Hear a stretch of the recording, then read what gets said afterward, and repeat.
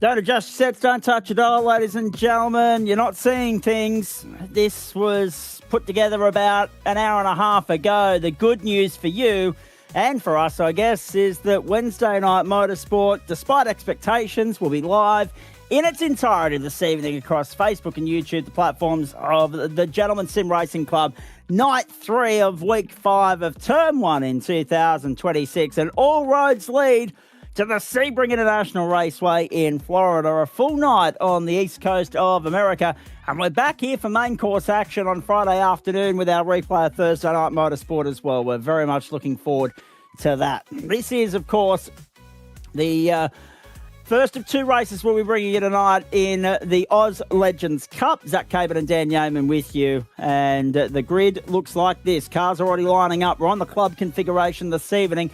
So it's a little bit Mickey Mouse compared to the open flowing scenery of the full-length circuit, which you'll see in the Supercars for a 40-minute race a little bit later on. But at least we're at Sebring, and at least we're guaranteed some thrills and spills with this star-studded field. 1:15 local server time, which is Eastern American time. 10 km/h winds in a mostly south to southwesterly direction, 26 degrees the ambient, 36 on track, and 50% humidity at this point. Sam Chapman and Guy Leach front row, Brett Barker, Adam Funslow second row, Ryan Jones, Adam Lavis from 3, Richard Brookfield and Dale Sharp from 4, and Jonathan Harris and Gary Cousins from 5. Hello, Starkey. Good to have you tuning in, mate. One of the GSRC Hall of Famers, of course. Hilton Booth and Brett Bradbury from 6, Joel Hanson and Tom Pritchard from 7, Quinton de Klerk and Pete Matson from 8. However, I'm waiting to see how many of those that didn't set a time in qualifying actually take to the grid. It's not looking all that promising at the moment. Liam Haycock's in race control for us. Dan Yeaman, God bless real-world commitments, letting you out of your normal 9 to 5 an hour early in order for us to be able to go live for the full complement tonight to save Adam Lavis and I about an hour's worth of work on Friday. Good evening to you. Thank you, Zach, and welcome everyone. And yeah, good to be here tonight. A little earlier than expected for this one this week, but nevertheless, that should hopefully deliver the goods here. Lights are about to come on the screen for opening race here on this club configuration of Sebring. Take us away, Zach. Off racing, Chapman by the country mile. Absolutely streaks the field off the line and will lead them to turn 1. Through and behind is Brett Barker and Adam Funslow. They both got the jump on Guy Leach. Ryan Jones slots into 5th spot. So we're making our way through the back section of the circuit. This is, of course, the back section of what you know for the full-length circuit, ladies and gentlemen. And it will be much like the West Circuit at the Ben Motorsport Park. Very, very suitable for these race cars. And it'll lend itself to some tight, competitive racing. Last week was thrilling. Of course, you had 3 or 4 of them duking it out. Expect no less tonight. However, Chapman is going a long way to trying to put the rest behind him and let them fend for themselves in the early stages here. The start has helped him in that mission. However, Brett Barker is keeping him honest on this opening lap. Through they go. A safe start so far. Just the 13, Dan Yeaman. But as we know, mate, quantity doesn't necessarily determine quality here. Quality can be determined by a small quantity. We saw that last week. Yeah, do not count out this field, especially even here. Look at this. On the run out Chapman's of the hairpin. on the defensive. Yeah, has to cover already from the draft. So good to see that even though we're on this club config, and that's about the second longest straight on the circuit, Chapman's not going to have it easy from this field when it comes to running away unless he can find something in the technical parts of this circuit here. So up to already Tower Turn, we're halfway through the lap here on this club layout. And then as you start heading down the Flying Fortress straight away, immediately brake for a right-hand turn and cut through an access road here. Bring us back to the end of sector 1. So there's turn 3. We'll head out towards Big Bend here in a second. Off track goes Gary Cousins, but he gets back on, somewhat unimpeded, somewhat unharmed. Big night tonight, folks. Of course, we're still reeling from the fact that Australia have been bundled out by Zimbabwe at the T20 World Cup, but that competition continues. 3 wide here. Ryan Jones wedging himself down the inside, and so too Adam Funslow. Jones wants to go to the lead on Barker and will do so. They tangle. Barker puts 2 wheels in the dirt. Wrong goes Funslow. Contact with Chapman. Barker's going to go through back to the lead on Jones. Chapman's held off Leach. How good are we going? There you go. Unlucky for Adam Funzheim. Too tight, too feisty, too early in the piece. It's a 15-minute race. Somebody better remind them of that. It's that little bit of spice, a bit too much, even for these cars with some of the offerings in a state of pause. Now the action appears to be here behind Adam Lavis. 5, 6, 7, 8. Now working themselves over each other for position here.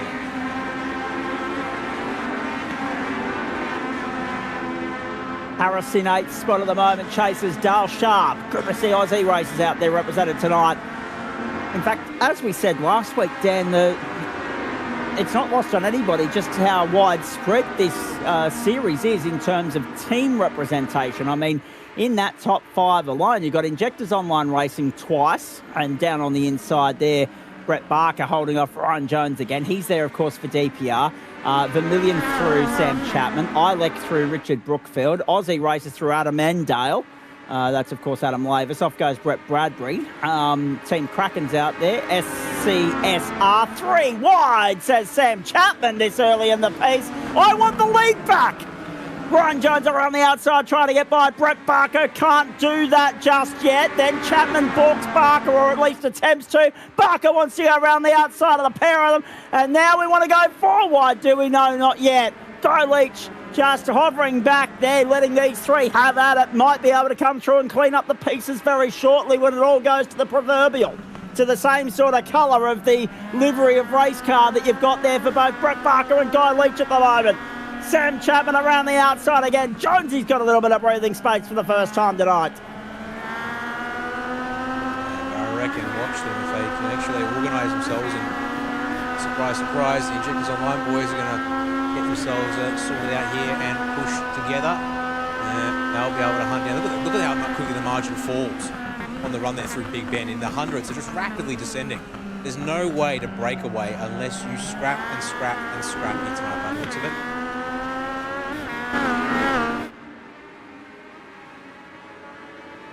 In fact, top 8 there in the same frame. Well, that's right. That's the point that I was going to make. 2.8 seconds. 2.8 seconds covering them at the moment. Just fine margins. I was looking to the right-hand side of the screen to see that Guy Leach, despite being third, has the fastest lap of the race, 1:13.258. So even though it's a short circuit, low horsepower car, laps are relatively long in terms of the amount of time they're going to chew up. So this 15-minute race, what's that? 1:15, 4 laps every 5 minutes. There's an outside chance that we'll sneak in a 13th lap here if we can get back to the line quick enough. Just as the clock strikes 15 minutes, we may be lucky enough to do it. But if not, guarantee you 12 laps. Yeah, 4 laps every 5 minutes. 5 is 10 is 15, 4 is 8 is 12 in 15. Guarantee you 12. If we're lucky, we might get a 13th as there's wheel contact now between Guy Leach and Ryan Jones, who's down on the inside of Brett Barker. So all of a sudden, Guy Leach has taken himself out of the draft and put himself at the front of the queue here. And up on the outside of Adam Lavis is Richard Brookfield. Top 4, a little bit of a gap. That gap now growing, actually. That's to me of a concern to the next chasing pack. Adam Lavis, Richard Brookfield side by side. Lavis down on the inside.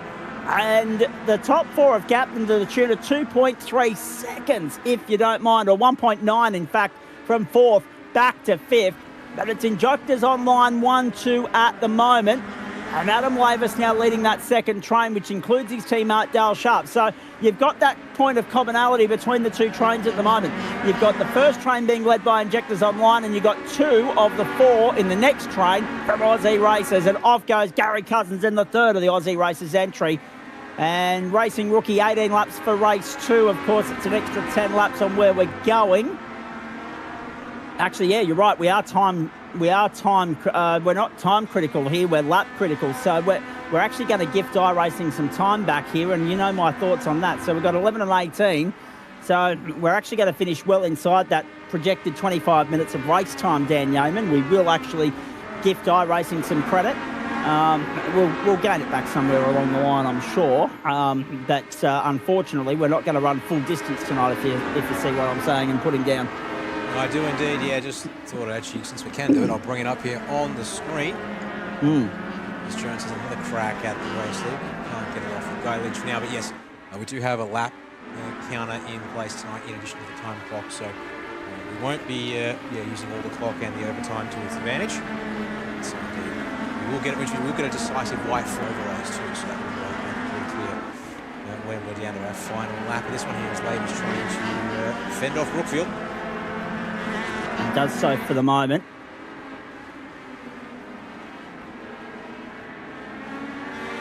Now, in the meanwhile, Jones wants to go back to the lead on Leach and Barker and does so. Jones, he puts his nose in front again. He was so unlucky last week in the Legends Cup.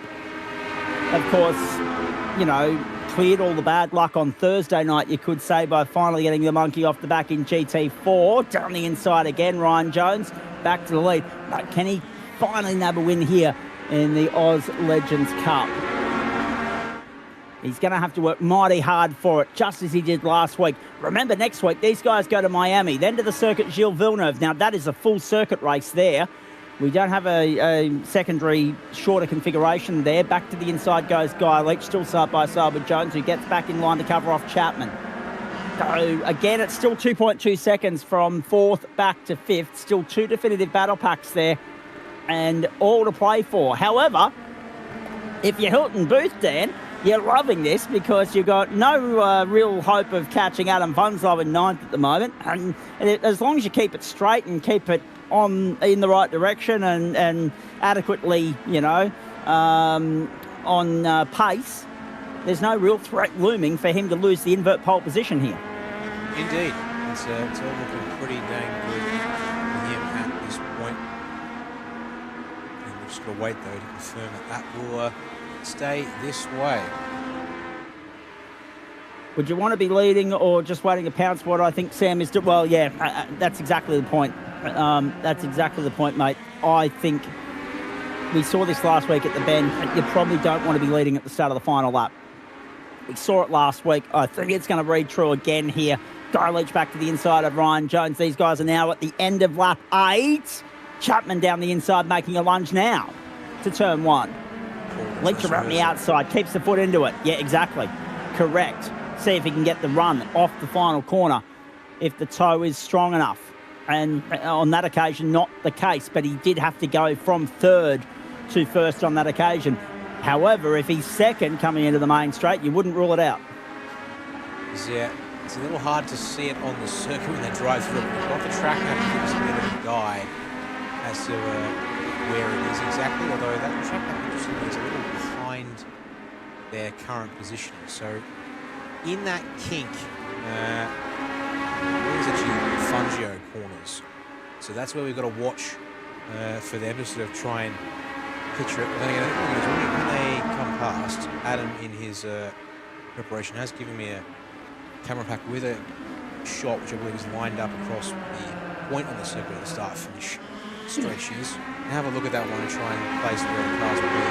So come out of the hairpin here, and it's on this bit here, I believe. Well, there it is, Barney. 3, 2, 1, bang. There was nothing in that right then. 3 wide photo finish looming here. And 2 laps to go. White flag in the air next time by the line for Barney. So on that run, Chapman was the leader by 0.039 of a second from Guy Leach, 1/10 from Brett Barker, and 0.107 from Ryan Jones. Just insane. Just insane. Jones has put himself in the box seat here. He's exactly where he wants to be, but he'd prefer to be there next lap. Little bobble from Chapman, a little mistake. It's costly too. There he goes, Jones to the inside. No way through the Barker or Leach at the moment. Jones around the outside. They did this at the Bend last week. They're doing it again in Sebring, Florida. Chapman to the outside. Jones to the inside. The drag race down the back straight. When do Leach and Barker make their move? Leach is pushing Chapman along. Jones to the inside. Deep under brakes. Too deep maybe. Yep, wide. Through the gravel. Through the dirt. Not going to pick up a slider. No, yes, he is. He is. Jonesy picks up a slider and a costly one at that. Now look at the teammates working in tandem together. Pushing Chapman and Jones to the limit here. Leach pushes Barker to the lead as they see the white flag. Chapman around the outside. Oh, fender bender. Wheel banging. Chapman back into the side of Barker. Jones back down the inside of Leach. This is magnificent stuff. And all it's done is bring Brookfield, Glavis, Harris and Sharp back into the mix. There are 8 of them duking it out. A sudden, Glavis now the 5th car in that queue. Brookfield was wide. Jones has gone back to 3rd. Chapman's in the box seat. However, do you want to lead into the main straight, or would you prefer to be 2nd, right where Brett Barker is positioned at the moment? Back straight. Final time. Brett Bradbury's off the road. The good news is 13 start, 13 come home. Here comes Jones. There goes Chapman to defend him. Closes the door, Schumacher on Barrichello style. Except there was no wall waiting there for Jonesy. Chapman's going to lead them back to the main straight. Here comes Barker. Jones is on the inside like a sitting duck all on his own. Final run. Photo finish. Here we go. Chapman has done it again. This time in the Oz Legends Cup. Chapman gets the better of Leach, Barker and Jones by 0.14 of a second. That's all that covered the top 4. Holy cow. What a way to start the night. Glavis, Brookfield, Harris, Sharp, Funslow and Boot the top 10. We expected that. Something's happened further back because Sharp and Harris have fallen well off the train. Glavis and Brookfield, that was a photo finish as well. Unbelievable. Not much for Dale Sharp, unfortunately, but an off-track excursion. So if we can, just to sort of piece it at the end of the penultimate lap here at the hairpin, Zach, and oh, he's done it by himself. All on his own.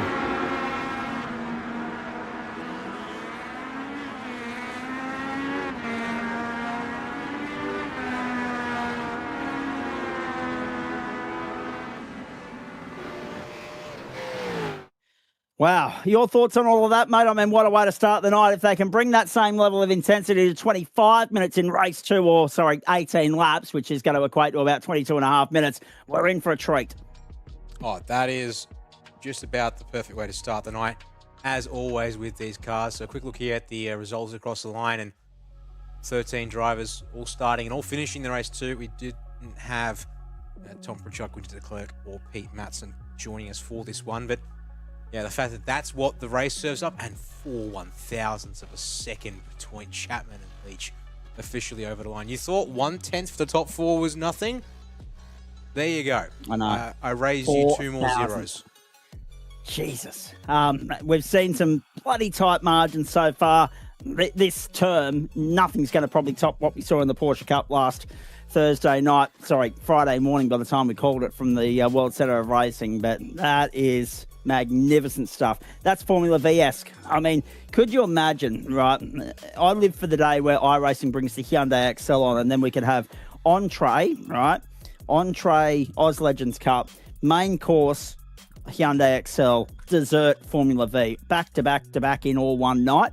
Not sure my voice box would hold up, but it'd be worth the price of admission to give it a crack.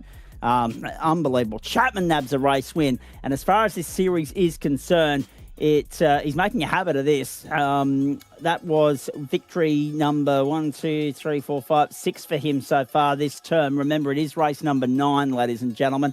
Other race winners so far throughout the course of the campaign include Reece Keane, who we have noticed is not on the grid tonight.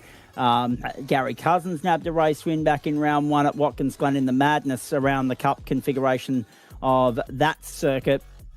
And of course, last week we saw a victory for Adam Funslow in the opener at the Bend as well. So all to play for here. There's about half a minute in order for us to catch our breath here before the cars will be back on the grid once more. Don't forget, we're back here for the Supercars as soon as we're done with the second of the Oz Legends Cup races. Tomorrow night, the boys will run around in GT4 on the Porsches. We're going to bring those races to you at approximately 1 p.m. Eastern Daylight Time on Friday.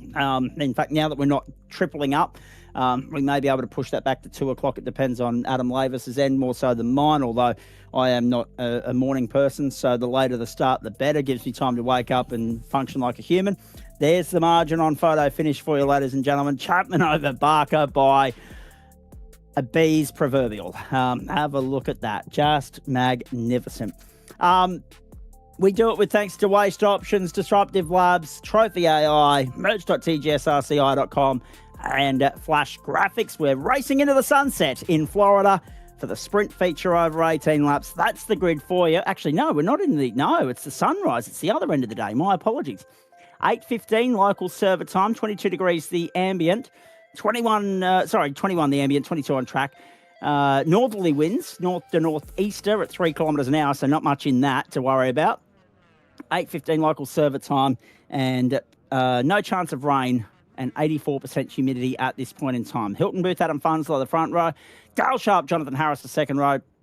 Adam Lavis, Richard Brookfield, Ryan Jones, Brett Barker, Guy Leach, and Sam Chapman. So again, Jonesy ends up being the unluckiest bloke in the mob in the order there, because he just got muscled and hustled and bustled out of it to the point where he finished down in fourth of a 4-horse race. Cousins, Hanson, Bradbury make up the field of 13. 18 laps ahead of us, set to go now.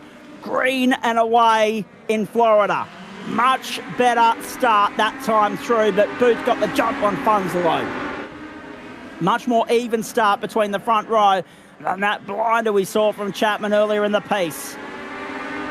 Funslow, he's running the colours of the series logo, the yellow and the green. Have a look at it.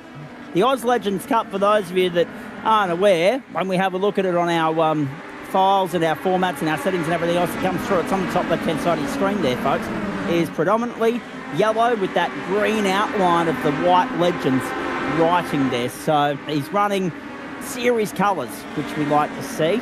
In the second spot goes Adam Funslow, Dale Sharp, Adam Lavis, and then Jonathan Harris, the top 5, and a good start from Ryan Jones and Guy Leach.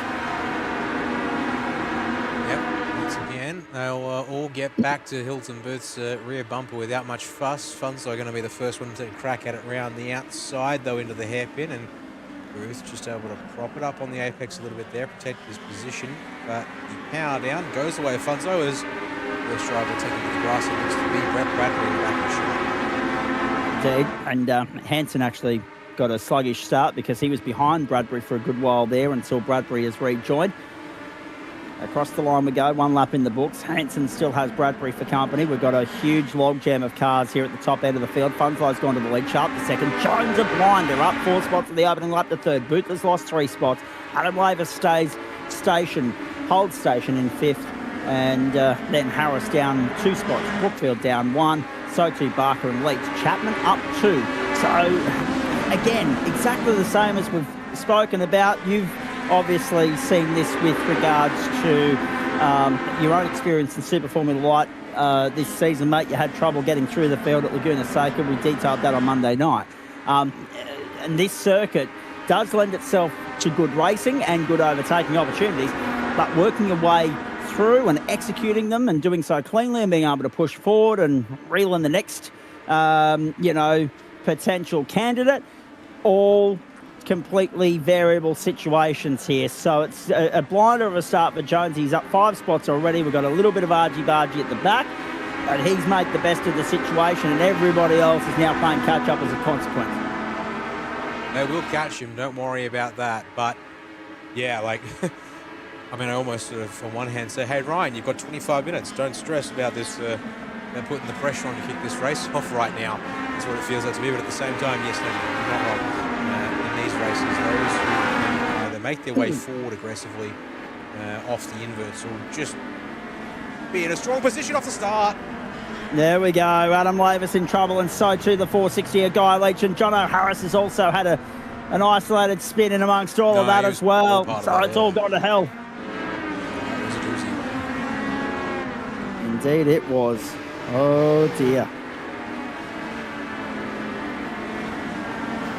Harris has been sandwiched with Leach for legs. Yep. But it's interesting. They went left and Harris went right. So Harris, obviously, the momentum from all of that has unsettled him, but he's gone completely the other way. before coming unstuck. There it is. Yeah. And how lucky with the two oncoming cars that we just saw go through, top of shot, to miss him completely. Well done to those two. Harris now drops to 13th. Hansen is 12th. Leach is now down to 11th and out of business, you'd say. I mean, he's 11 seconds behind Adam Funslow at the moment, who again is in a good position here. At 1.8 to the good on Ryan Jones. Dale Sharp, Hilton Booth, Richard Brookfield, Sam Chapman. So that has really jumbled the order up. Brett Barker, Guy Leach back down on the inside of Brett Bradley to go back into the top 10. His next target, Gary Cousins, but at 3.3, the gap between those two at the moment. Bradbury, Hansen and Harris, we're all still running, but we're a lot more spread out than we'd probably like to be. And the other big thing is, Hilton Booth, big opposite log moment there. Costly.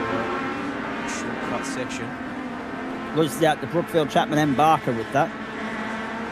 It's costly positions-wise. The main thing I was going to say is actually, interestingly, in this race right now, fastest driver on the circuit is actually a race leader at the moment, Adam Funslow, despite being on his lonesome, relatively speaking.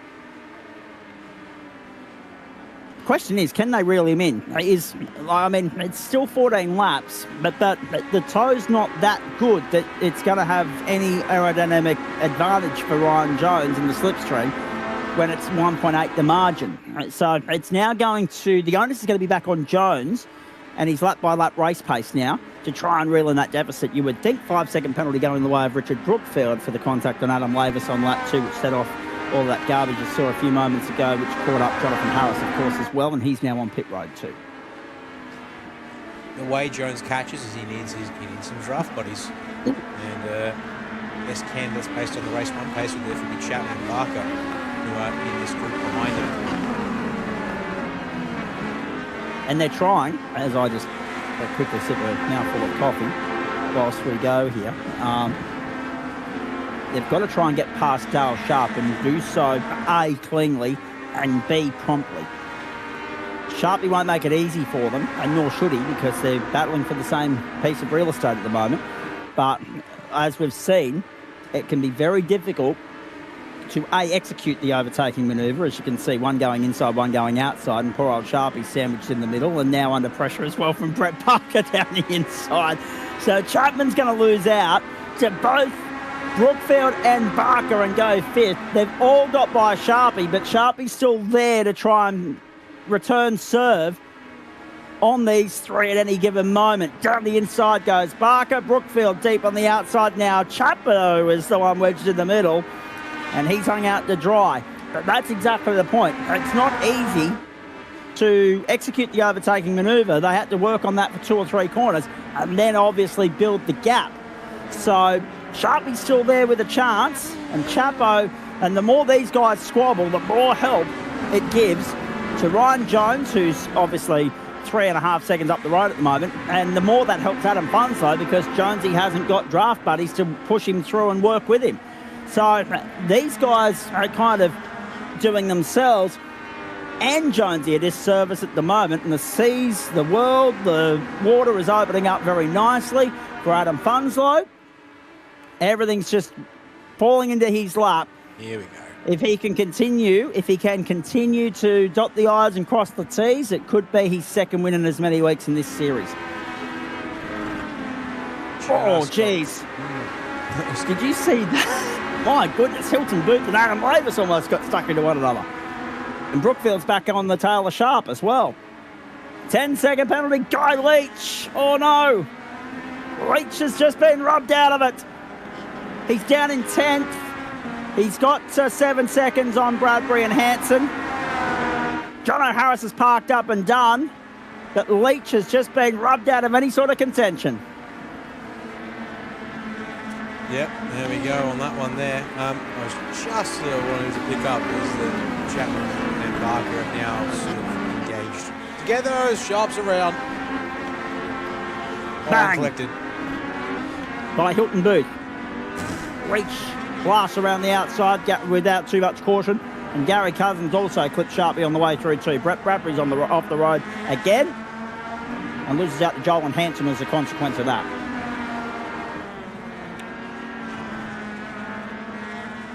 Wowee. So much going on in such a small period of time. 7 of 18. 8.5 minutes gone. Let's continue. Brett Bradbury there in 12.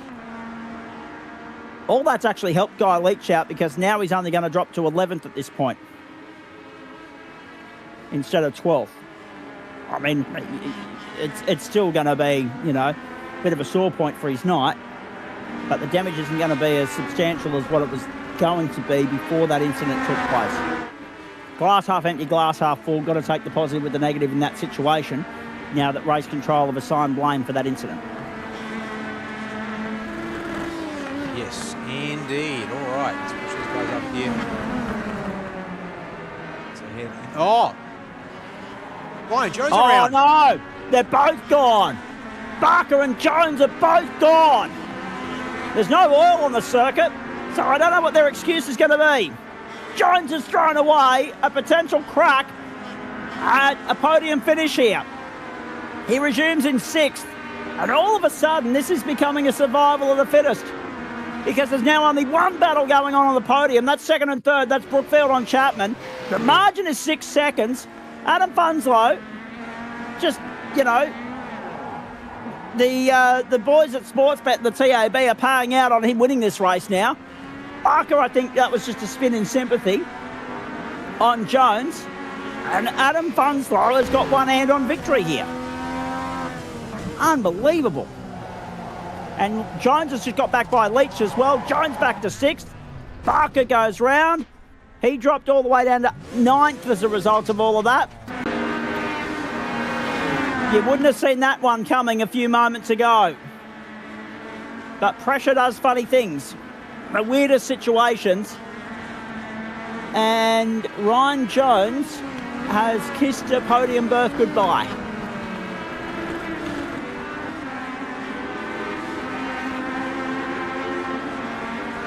Yeah. And this race, all of a sudden, Dan, is a lot more tame than race 1. Sure is, yeah. Like, Adam Alfonso can now look at a 6-second gap and just be like, okay, that's what I've got to work with for the next 15 minutes or maybe 9 laps at the end of this one. So it's looking pretty good for him. Indeed it is. Indeed it is. Hope you're enjoying it wherever you're tuning in all around Australia. That's Hilton Booth down on the inside of Ryan Jones. Oh, no. Jones in the dirt again. Booth in the dirt again. And through the middle went Guy Leach. Back to P5. But we know he's got a 10-second invoice hanging over his head. He'd be loving this. The more carnage, the better. Because it's going to help him out immensely. Currently, only dropping as low as 10th. So he's just gained another spot with thanks to all the toing and froing that's going on out there. And we are beyond half race distance already, ladies and gentlemen. Lap 10 of 18. And Adam Funslow's lead has been trimmed, albeit only slightly. It's now only 5.9 seconds, but still, it's a long way back for anyone from that point. And our race 1 winner might have to be content with 2nd, and based on that, can still claim the round honours that way. It'll be more than enough in the championship scheme of things. We'll have to wait and see exactly what that does for the others around him here. Yeah, with Funslow's result in race 1 being a P9 finish without some chat, right? Indeed. Although Brookfield's going to make a fight of it. And good luck to him. I mean, we know that Chapo can mount a fairly firm and staunch defence when required. But Brookfield, if he's got to get by and consolidate, will earn his keep here. Supercars still to come from Sebring, folks. We'll bring it to you in full. 40 minutes the journey. Unexpectedly, we're live for Wednesday Night Motorsport tonight. We were expecting to be showing this to you on Friday afternoon, but we will still have GT4 and the Porsches in that broadcast, folks, and looking forward to it immensely. Guy Leach there in 5th at the moment on the comeback trail under pressure from Ryan Jones. And at the moment, Leach is on for 9th. Sharp's fallen off the pace. Hanson and Bradbury well off the pace. John O'Harris in early retirement at only lap 4 of 18. And up in behind Brett Barker now is Hilton Booth breathing down his neck. 2/3 race distance this time, or next time by the line. Adam Funslow's just started lap 12. That'll get us to the 15-minute mark or just thereabouts. And again, the calculators have given iRacing about 2.5 minutes of time back tonight, ladies and gentlemen. This one will run short of that scheduled time distance. And everyone's aware of that before we get going. So 18 laps.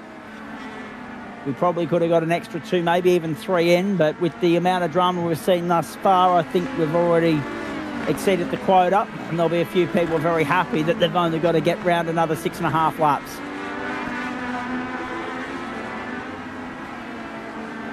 There's Jones around the outside to 5th. Gets by Guy Leach and does so cleanly. A case of what might have been for him, though, Dan. Oh, without a doubt. I do wonder if he'll eye minimum 4th in this one too. Pace-wise, they're only fractionally faster than Brookfield and Chapman, so unless they unlock something big here in the back half with some cooperation, I don't think Davis being a target, they're in position to be able to go after.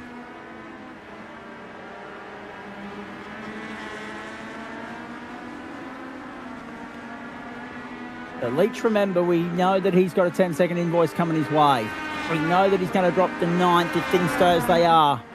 So does he go about this and engage Jones in battle, or does he concede and just let Jones go about his business peacefully, or Jonesy wide, so too Leach? They both put 2 wheels in the dirt. 5.5 to go. And Adam Funslow has 1 ticket. 1 hand-on victory here. It would be 2nd of the term. It'd vault him up the order again as far as the championship points are concerned, although he's only been on the grid the last 2 weeks. He's got those 2 drop rounds already burnt up with DNRs in rounds 1 and 2. It'll be interesting to see what that does when we get to the end of week 7 in terms of shaking the order up and giving us an idea of what the points look like with those drop rounds taken into the equation, or taken into consideration, I should say. But, yeah, Sam Chapman is only chipping out a couple of tenths of a second a lap, and that's nowhere near enough. Only a mistake from Funslow now would bring both Chapman and Brookfield back into it.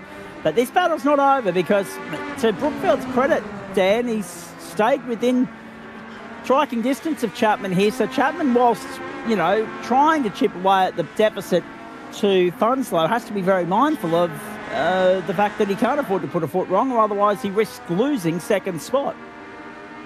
Yeah. Whilst the draft is certainly helping Richard on the straighter parts of the circuit, he's staying in a position where he's not losing that draft through our cornering parts of the track. So it's all balancing out nicely between these two at the point in time, as that was Guy Leach in the grass. It was. And that's going to give Ryan Jones a heck of a lot of breathing space and make Leach vulnerable to his teammate Brett Barker. No, there goes Adam Lavis. Lavis pointing the wrong way, and he now loses out to the Injectors Online Racing duo. Oh boy. Another one bites the dust. And that's our good mate Adam Lavis.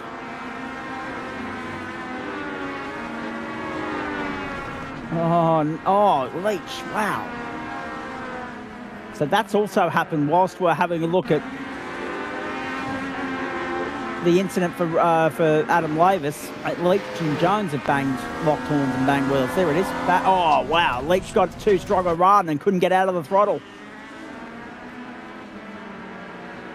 Good for Lavis. Just unloaded. Yeah, it's just in a bit too hot. The bump unsettles the car enough that can't get it to stay stable on the brakes, and that's him position that's done for now.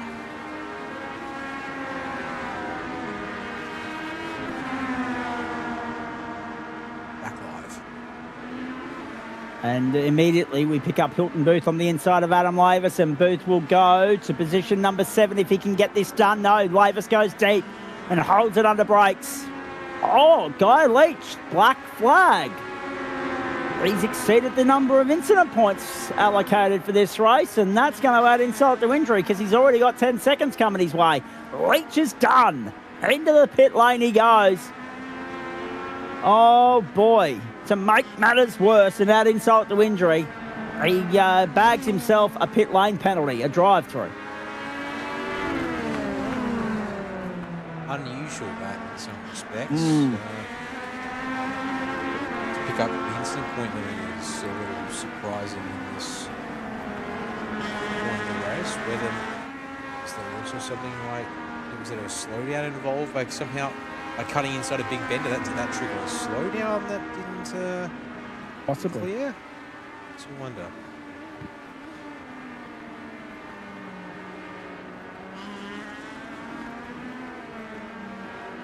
So we pick up Chapman still under pressure from Brookfield here. It's been really good stuff. This out-and-out scrap. We haven't really had the excuse me, the opportunity to stay with this and immerse ourselves in it wholly because there's been so much going on away from these two. These two are the only real, apart from Adam Funslow, the only two on the track that have avoided any real sort of run-in or incident or skirmish in this race so far. And we're on lap 17. We're a lap and a half from home. So now the podium battle will sort itself out. This is Richard Brookfield's opportunity to have at it and go. It's now or never on Sam Chapman. It's the only battle really looming on the racetrack at the moment. Guy Leach remains on pit lane. Doesn't look like he's going to come through and take the checkered flag. So that'll reside him to 12th. Funzo will see the white flag this time by that margin, holding steady at 4.6, 4.7 seconds. And Brookfield now looming large. An anonymous threat. He's waiting. He's patient. And Chapo's up for the challenge just now. Can he withstand the pressure for another lap and a quarter?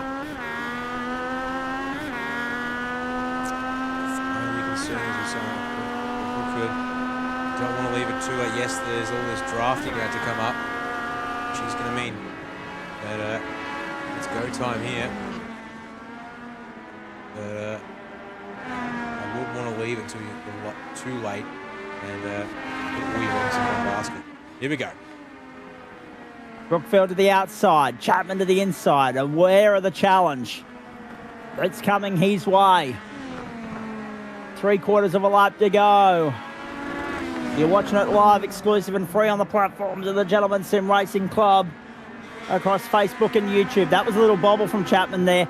That will make him vulnerable very shortly, you would think, to Brookfield, but he's withstood the pressure thus far. He's just got to do it for another half a lap now.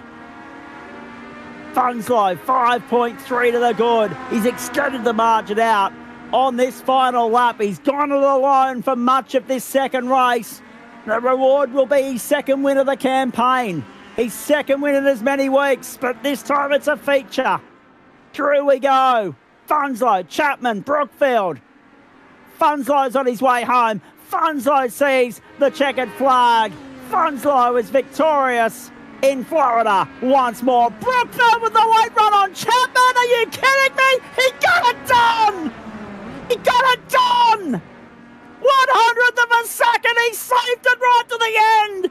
And Brookfield snatches second from the jaws of third as only he can. He was the only one in a position to pose any sort of a threat to Chapman in second, and he went out and converted. Brilliant. Chapo still gets the round, but that's 3 or 4 championship points that firmly go begging. Bravo, Richard Brookfield, and to Sam Chapman too. I mean, yeah, for respecting that drive, he pushed him all the way, but not beyond, and allowed that to be what it would be, and that was perfectly executed. I was worried it was going to be too late. As Brett Bradbury's just going to bring this one home to finish. Oh dear. Is he? Did he finish the lap down? No, surely not. Doesn't I think say he's just had enough now. Yeah, no, he's I not think allowed. He's just had enough. I don't think he's allowed to. Well, he's got himself a black flag anyway, so it Yeah. doesn't matter. He's going to get whacked over the knuckles by the iRacing powers that be anyway. What the hell? Funslow, Brookfield, Chapman, Jones, Barker, Ravis, Booth, Cousins, Sharp, Hanson, Bradbury, Leach and Harris. Leach will get classified at 75%. Harris will not. And that's all she wrote, ladies and gentlemen. Oh, boy.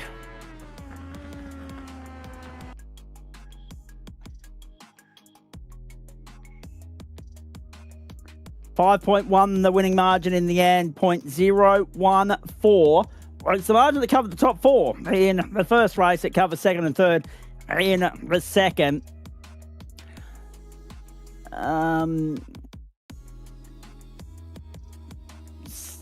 Someone's catching up on the stream due to practice and what a finish. Might be watching race one, not sure. But yes, equally as good a finish, albeit for second and third, the battle there for race two. Chapman misses out on third, but gets the round on our points. 3 points go begging, but I don't think he's under any sort of real threat at the moment when it comes to the championship that he can that he has to worry too much about those 3 points. The margin coming into tonight was 65. Sorry, 75. Let me get my mathematics right. I told you maths wasn't a strong point, ladies and gentlemen. 231 played 156. So 156, 25 is 131. So, yeah, 75 points. Ryan Jones in for fourth. A pair of fourths again for Jonesy. He's the perennial bridesmaid at the moment. He's making fourth a regular habit. I mean, he did it in Super Formula Light the other night as well. Something about the entree and Ryan Jones and fourth this week. It's the flavour of the week. And then back to Barker, Lavis, Booth, Cousins, Sharp and Hanson, as you saw on your screen there, and Brett Bradbury, a lonely 11th in the end. That's what it looks like. And Sam Chapman, to be fair, as we say good evening to you, welcome along. You had all night to, all of that second race, all 18 laps really, to prepare for that moment. And Brookfield's pounced and snatched it by, a nose in the end. Yeah, he did. I wish I knew where the bloody finish line was on this track. I have no idea where I'd race it up to. He sat behind diligently and I think was testing the draft for a good chunk of that race and, took the opportunity when it came. So, credit to him. He didn't jump too early. I thought he was going to jump me on the straight before, but he sat behind knowing that he could get past there. So, yeah, credit where it's due. That was good by him, but, yeah, we'll take third. Especially considering all your opponents fell by the wayside, really, in a matter of speaking. Leach and also, of course, Barker had a bit of a second race to forget there. Barker did recover for fifth, Leach a DNF, but we think he'll be classified as 11th on the fact that he did get to 75%. Ryan Jones only in fourth, but a long way back. But unfortunately for you, mate, by the time you got through to position number 2, there was no hope in hell of catching Adam Funslow. He was out in a different postcode. Yeah, he was. I think it was about 6 seconds ahead. So I knew that was going to be a tough ask, and I was hoping like a little bit more bump, but yeah, it wasn't going to happen. We pulled in a couple of seconds, I think, throughout that stint, but yeah, it just wasn't enough. So that was unfortunate that it all got split up. Hence why I was starting to, try and get a little bit aggressive in those, probably about lap 5 when. I could see it stretching out ahead, but also he ended up letting the guys back past again briefly and having to fight for it more, which cost probably another couple of seconds, and definitely put us out of it. So, it is what it is on these cars, and at least we still had someone to fight with. Otherwise, it could have been boring. What about race 1, mate? That's an early candidate for the Legends race of the season. I mean, I know Watkins Glen was good. I wasn't here for that, and the Ben was good last week. But 4 of you by 0.014 of a second. That's insanity. It was great to watch. We enjoyed it. What was it like from the cockpit, knowing that obviously only one of you was going to win it? It's obviously nice for you that you were able to do that. But what a race to be a part of all the same. Oh yeah, bloody brilliant race. We all said it afterwards. It was very tough, biff and barge. That's the benefit of these cars. You can give it a bit of biff and barge as long as you know what you're doing, and those guys do. So yeah, credit to them. It was a really, really good race, and I was lucky enough to sort of come out on top. Just got that final corner right, and was able to sort of block where I needed to block. But it could have gone anywhere a bit, that race, and it was brilliant fun. Indeed it was. Now, let's talk about a couple of other things here. It's been a pretty busy week so far. We know there will be a few guys lining up in the supercars very shortly, but something about this club circuit and these smaller, more nimble machines, mate. I mean, I'd love to see more racing on this configuration for cars that actually suit it. So, Formula V, Legends, we never have a dull race here, it seems. No, we don't. It's a great track for them. You've got the rougher surface, I think, makes it a little bit tricky in some ways. You've got these big curbs that, you can hit, but like in these cars, it's very, very hard suspension, so you'll fly up, so you have to be pretty careful with that.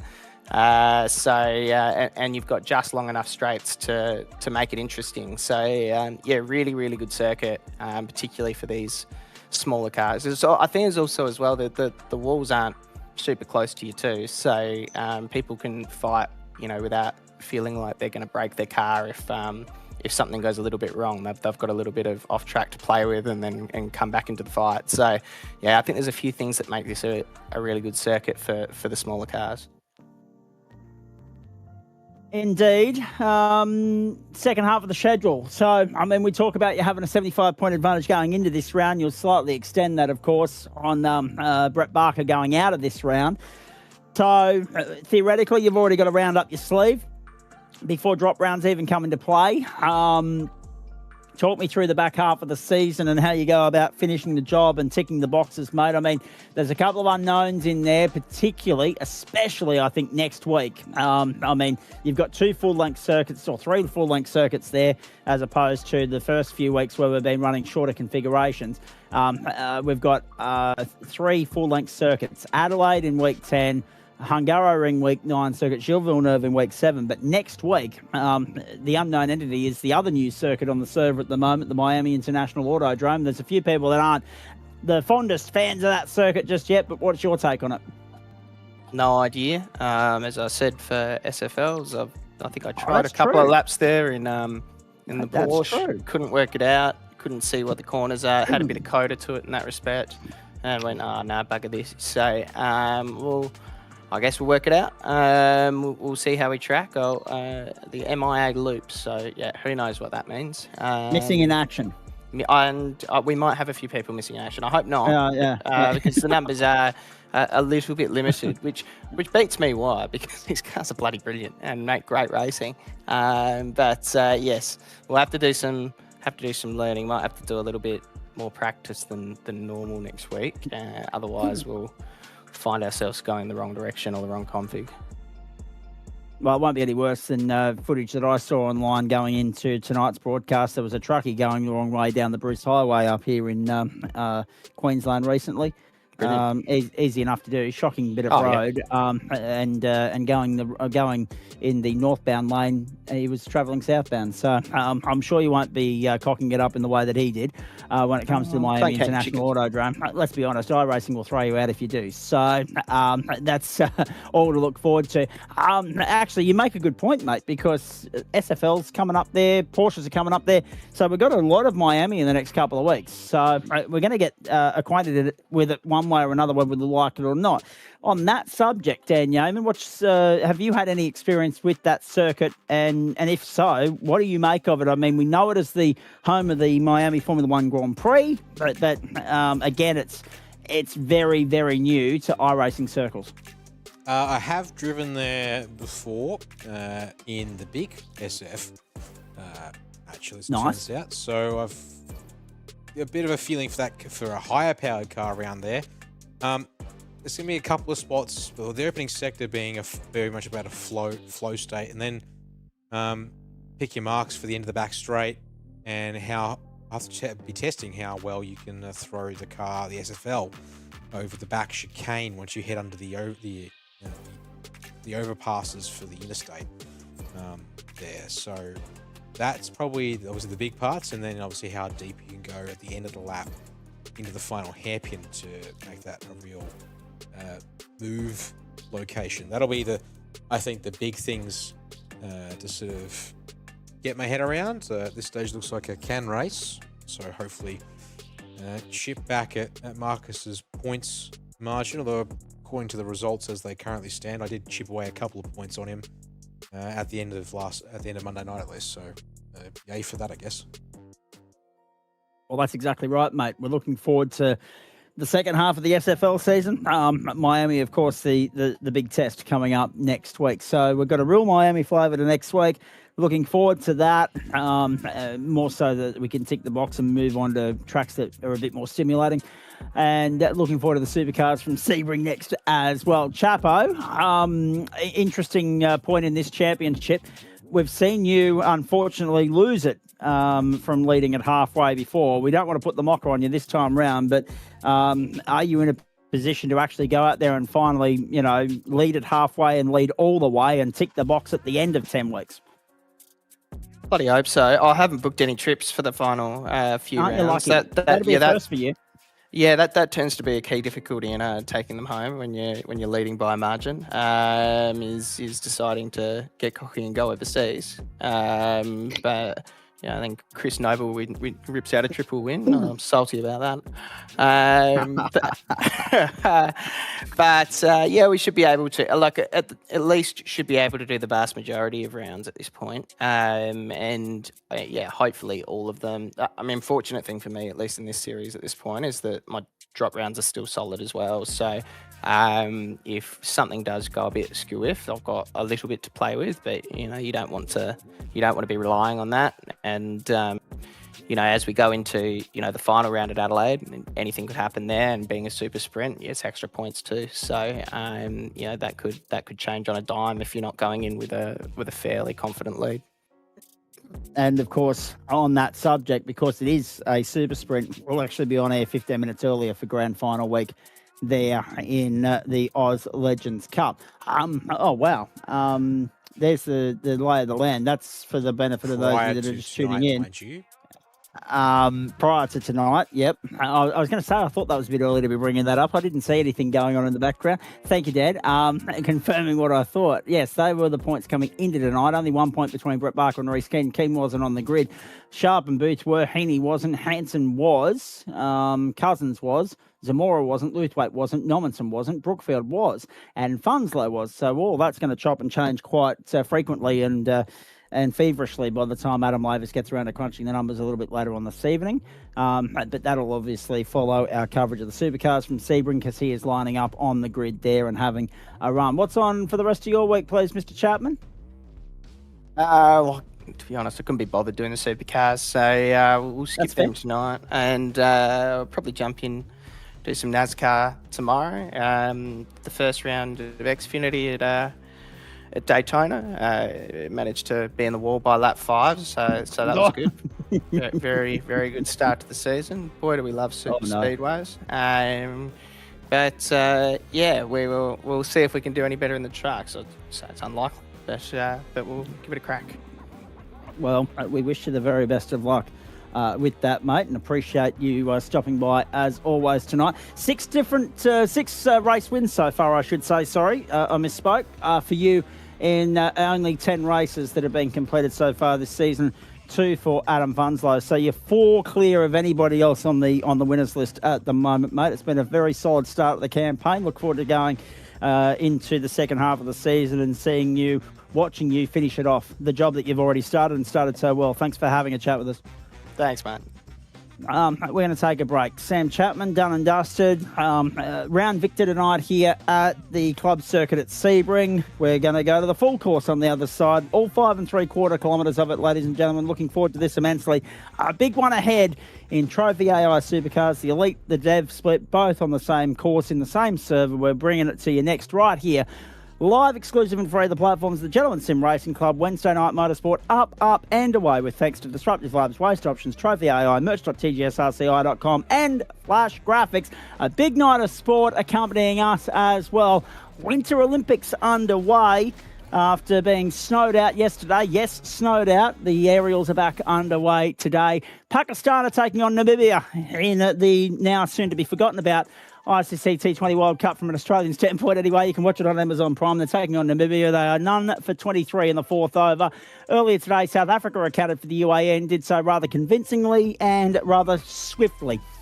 6 for 122 the UAE, and in the 14th over, the South Africans got to 4 for 123 to win it by 6 wickets with 6.5 overs to spare. So, good start, predictable results there, unless you're an Australian fan, of course. Weather ruining the day again for us. Winter Olympics underway. The Aussies in action tonight. We're getting towards the end of that. Normal programming, of course, resuming next week, and the footy the week after that. It's a good time of year, isn't it? A break on the platforms of the Gentleman Sim Racing Club. It's Wednesday night Motorsport. It's night 3, week 5, term 1, 2026. It's good to have your company. The Supercars in action in prime time from here. The main course is next.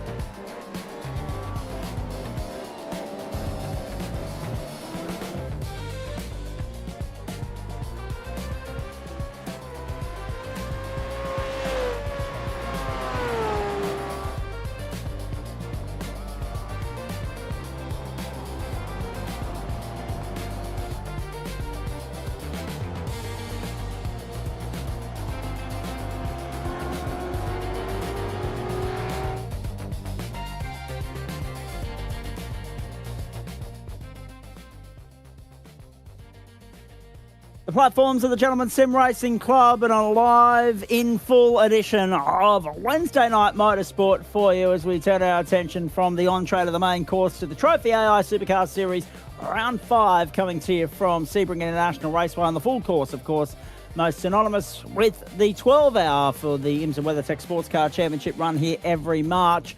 Zach Coburn and Dan Yeoman with you as we hit 9 o'clock Eastern Daylight Time, 6 o'clock on the West Coast, 11 o'clock in New Zealand, and everybody else can work it out for themselves. For Queensland, you've got to start by winding the clock back years, not hours, and about 112 years at that. February 21, 2026 is the local service setting time for 1 minute past 4 in the afternoon, 12 km/h winds in a mostly westerly direction, 24 degrees the ambient, 29 on track.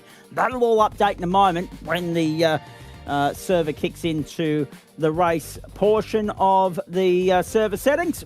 And in the meanwhile, we can tell you it's a 5.8 kilometre circuit. So a bit of a step up from what we were dealing with for the Legends, but it'll be interesting to see whether we get anywhere near as higher quality and affair as what they dished up, let's be perfectly honest. There's the point standings at the moment. Jace Douglas, Luke Page, Jake Slade, the top three here. 47 the margin, Douglas to Page, and then Jake Slade back on at 172. So only 8 behind Page at the moment. Nice tight tussle there, first, second and third. You've already heard from Sam Chapman. Not sure I can be bothered with this, so I'm not turning it up. Can't be bothered with the supercars. Going to park it up and watch it on the telly with a cold one in hand. Essentially, it was Chapo's thoughts on that. Alex Tzikis in 5th spot. Sam Cullen, Craig Bond make up the top 7. The development split will look like this for you, ladies and gentlemen. Nathan Michael, 45 clear of Dale Sharp, and then well clear of Daniel Snedden, who's already been running rampant in the chat thread for us this evening. Then Eduardo Zamora and Kurt Nommensen. So, what's that? 85 points covers the top 5 at the moment. So it's one-way traffic for Nathan Michael. Only Dale Sharp really within striking distance of him at this point as we get ready for cars to join us on the grid here at a circuit that often provides good racing, Dan Yeoman, but does receive mixed reviews quite frequently. Doesn't matter what category we bring here, you either like Sebring or you loathe it. There is no in-between. Yeah, I've heard plenty of drivers say that. Actually, the one I've heard a bit is that this track has gotten a lot of use with the V8 over the years, and that it's maybe just a fraction tired for some people. But that's not. That does mix it up, and yeah, I think it's very appropriate to say that, yes, some drivers, they love this place, enjoy the fact of the racing you get with this circuit. Other people, yeah, not so much of a fan. As I was going to bring up the grid for this one here, folks. Can't do that. Yeah. It's been one of those sorts of intermissions for us, ladies and gentlemen. For the benefit of those of you playing along at home, we're not able to bring you the whole stock and barrel of what we'd like to at the moment. Our STK live timing link has just completely and utterly disappeared. However, we do have a grid now up on screen for you. It's a 40-minute race. Of course, we had sprint racing last week at Shell V Power Motorsport Park in the Legends. We had a single race in the Supercars. Same format again this week. We go back to sprint racing next week when we go to Miami. Grid is Will Buchanan and Jason Douglas on the front row. The second row is Jake Slade and Craig Bond. The third row, Luke Page, Terry Marsh. The fourth row, Dane Snadden and Alex Tzikis. The fifth row, Andy Barber and Kurt Nommensen. Sixth row, Adam Lavis, Ryan Barber. Seventh row, Dale Sharp, Bobby Camo. Eighth row, Mark McNamara and Sean Rigby for Platinum Racing. 65% humidity, clear conditions, 26 on track, 23 the ambient, westerly direction winds at 9 kilometres an hour. And as you saw there, the server settings have progressed, advanced, if you like, to 4:45 American Eastern Standard Time because they are still in winter. They're still a couple of weeks away from their daylight saving period of the year kicking in, at which point we'll be a month away from, well, Queensland getting to 2026 and everybody else winding the clock back an hour. And for that 4-week period, the difference between the East Coast of America and the East Coast of Australia is 15 hours, and then it goes back to 14 until October. Off racing, leg 2 of the Wednesday night doubleheader underway for you, and a great start on the inside from Will Buchanan, who leads the field to the first corner. Bondi's made an all right start as well. I can see him sliding into fourth place as they make their way through. Long track, about 2 minutes of lap time around here. There will be a compulsory splash and dash tonight as they hit turn 3 for the first time. There will be a compulsory splash and dash. We're looking at about 20 laps worth of racing. The Supercar's up and away for you in Florida, and we will race to the clock on this one, ladies and gentlemen. Trouble at the back. See you, Bondi. Bad luck. Left behind, and it looks as though he had some help. All right, we'll cue that one up. Why the low attendance, Revolution E-Racing? Well, for starters, you guys aren't on the grid. That's number one. The rest of it I can't really explain, Dan Yeoman. Good evening to you. Well, we do obviously have Will and Jake and a few others. Pardon me, I'm drawing a blank on exactly who's repping who at the moment. Let's do this here real quick. So that is Buchanan, Slade, Terry and Kurt, as well as, Bobby in the server, but yeah, actually only 14 drivers actually taken to the flag here. Yeah. Keep this one off. So if all of the drivers that were in the server, either as a spotter or in the Discord just chatting away with their teammates or watching on via YouTube, Dan, if all of them were on the grid, we'd be up in the 20s easy. That would solve the numbers. That would solve the numbers question, yes. And already 3 retirements, so non-starts for Rigby, Harris and Camo. Back straight for the first time. If you're wondering why you're seeing surnames as well as first names there, ladies and gentlemen, that's because, unfortunately, the live timing link that feeds through into my broadcast position has gone AWOL. It's just not wanting to cooperate at the moment. Yeah, well, that's exactly right, but still, Daniel said, good to have you tuning in, and appreciate the kind words in the early part of tonight's broadcast as well, mate. But you're in the point standings, but you're not on the grid, so that's sort of supporting the point that I made a few moments ago. 2 minutes 20 through the first lap, 2:11.307. Those times will come down, but how much closer to the 2 minute mark we are, it remains to be seen, and then we can do our mathematics from there. And so far, so good for Will Buchanan. Jason Douglas, of course, the championship leader, and by 47 points. Already under pressure, as we saw last week, from the guys that had been away and occupied elsewhere running the Logitech G Pro Invitational qualifying series. Now that that's done, and we've got a good couple of weeks here, Dan, in which we can run unopposed before that, of course, starts up. And then it's not a weekly commitment for those guys. It's every couple of weeks. There'll be 12 rounds spread out between, the middle of March and the start of December. We can spread all that out.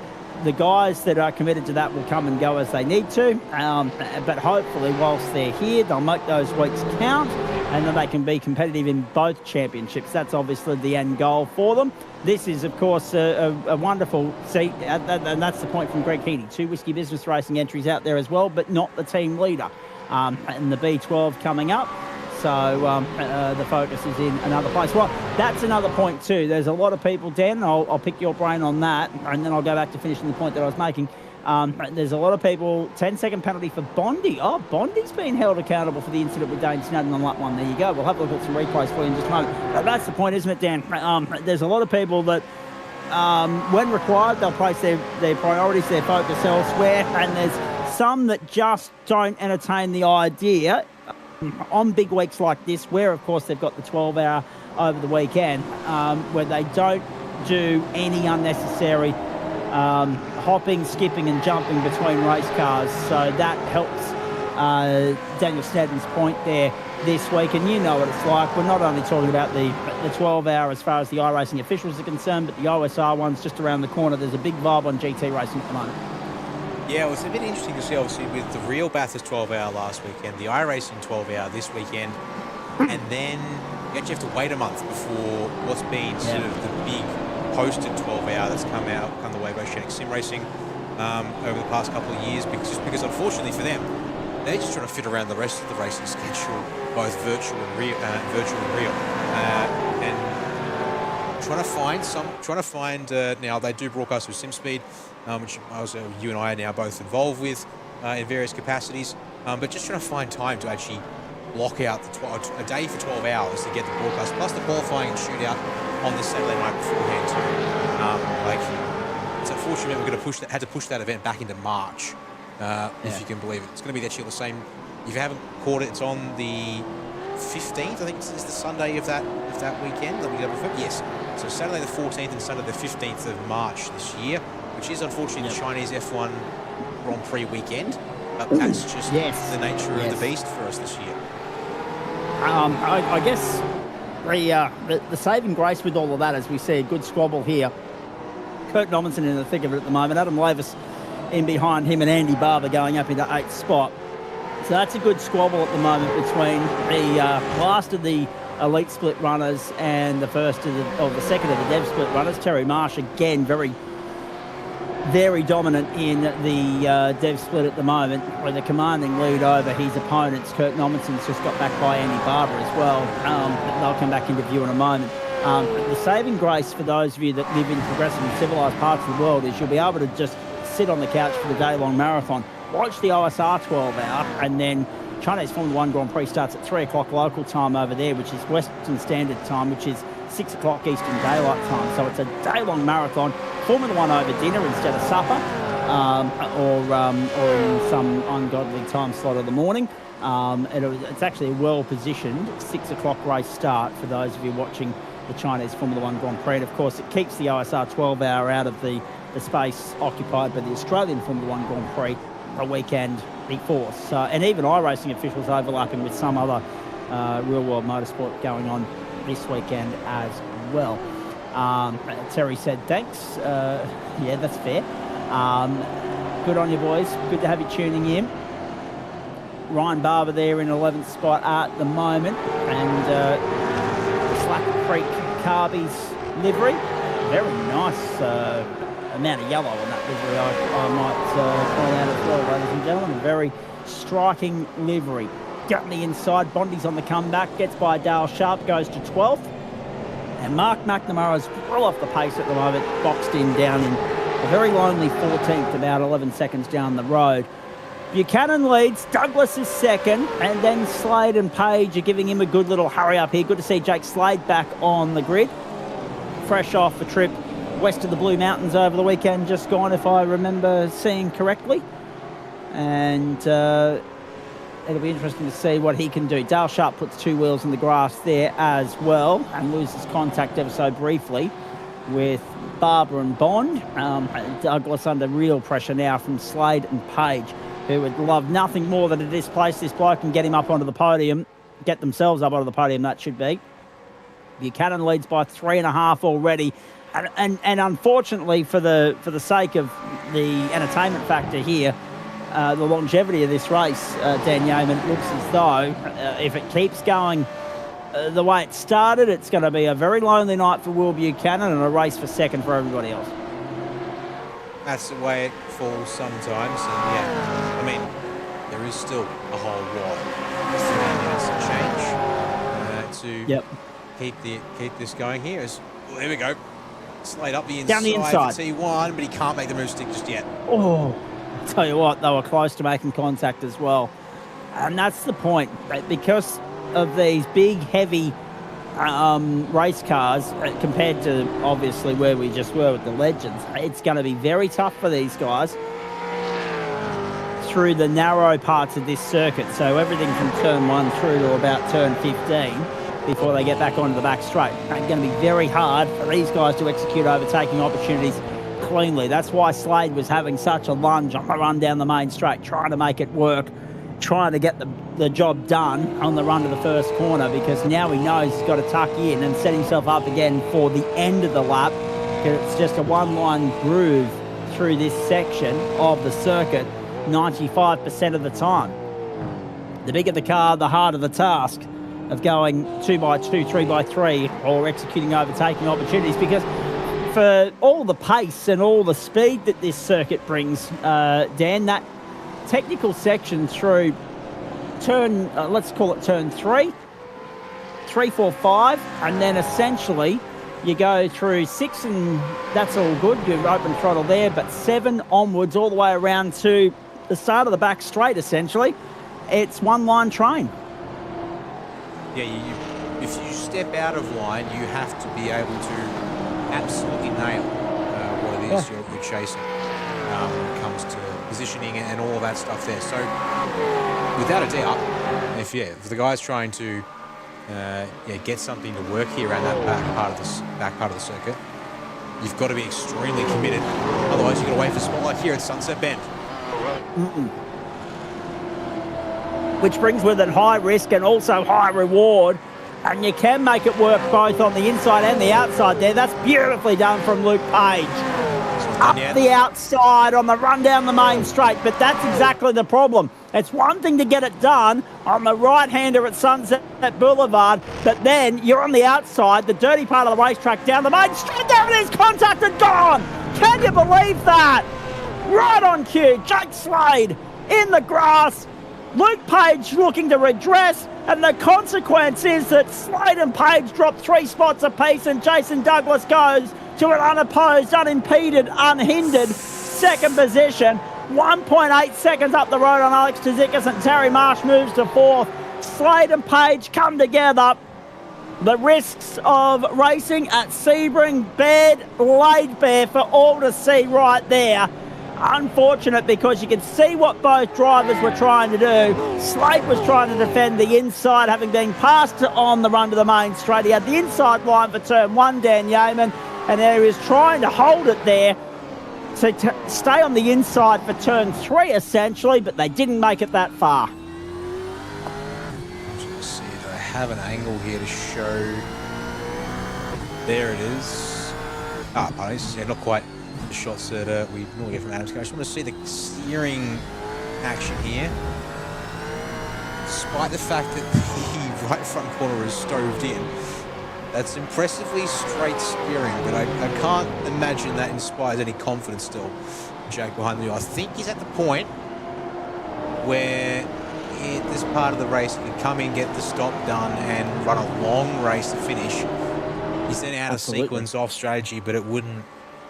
I don't think it'd be too early for him to make that stop. At least, certainly wouldn't be the worst plan of attack. No, absolutely not. And lucky that it's this lap.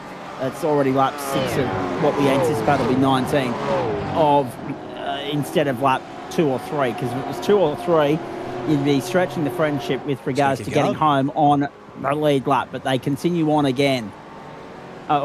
Getting home without having to stop down, transit down pit lane a second time, I should say. Sorry, I got caught out by my own sentence structure there. Okay. Jake hit the wall square is the advice we're getting from Dan Snedden. We appreciate that, mate. Not sure the pronunciation of the third word of the comment above it, but we'll work on that as well for future reference. Not sure I could get away with it in this time slot, quite frankly. Considering that it's only 6 o'clock on the West Coast. 13 and a half minutes gone, and that is Craig Bond on screen. Nice recovery from him so far, getting himself back up into 8th spot. But again, still a bit of work to do with the, and also an invoice coming his way courtesy of this. And yeah, I can see why they've slugged Bondi with the invoice there, but at the same time, it felt as though Stadden was in no man's land. He had 2 wheels to the wrong side of the ripple strips. So it's an interesting one. Let's have a look at it again from the aerial shot. Definitely had 2 wheels on the ripple strip there, and I'm wondering if if that has actually jolted him slightly left into Bondi. We'll wait and have a look at. Do we have another angle? Let's have a look. Yeah, that's what I was trying to get you. I might just go back again. Just give myself enough of a run up here to get the right angle. So on board with the roof of this. That's what I was looking for. So this is the left-hander. The contact happens around the corner on the next ripple strip. Actually, no. That's fair play. Fair play. Yeah. Seeing it from that angle makes a lot more sense as to why Bondi's been invoiced. And the other one that we wanted to maybe have one more last look at there was our incident with Jake and Luke. Page and Slade, yeah. On the run to turn 2. Of course, they didn't make it to the kink. They didn't get to 2. They were locking horns before then. Wide on the run through 1. Definitely 2x2, but they didn't even make it to 2. And again, it's such a bumpy circuit. So whether Jake's actually bounced across the circuit, and obviously by that point, Luke is right on the outside. He's hugging the yellow line there. He's got nowhere to go. They've just gone, no, they've gone for the middle of the road on corner exit together. Yeah. If I pick up the onboard there with Luke, I think you'll find that they have actually just ended up both steering for the same part of the track. So watch Luke's trajectory here. He pitches in quite a bit. Yeah, fair call. Good pickup. So unfortunately, they've just gone for the same bit of racetrack, whereas I guess you'd argue normally you'd expect to see someone in Luke's position track out towards the edge of the circuit. I had an idiot try and do that with me on the actual public road last night on the way home. Thankfully, cooler heads prevailed and we didn't end up tangled like that.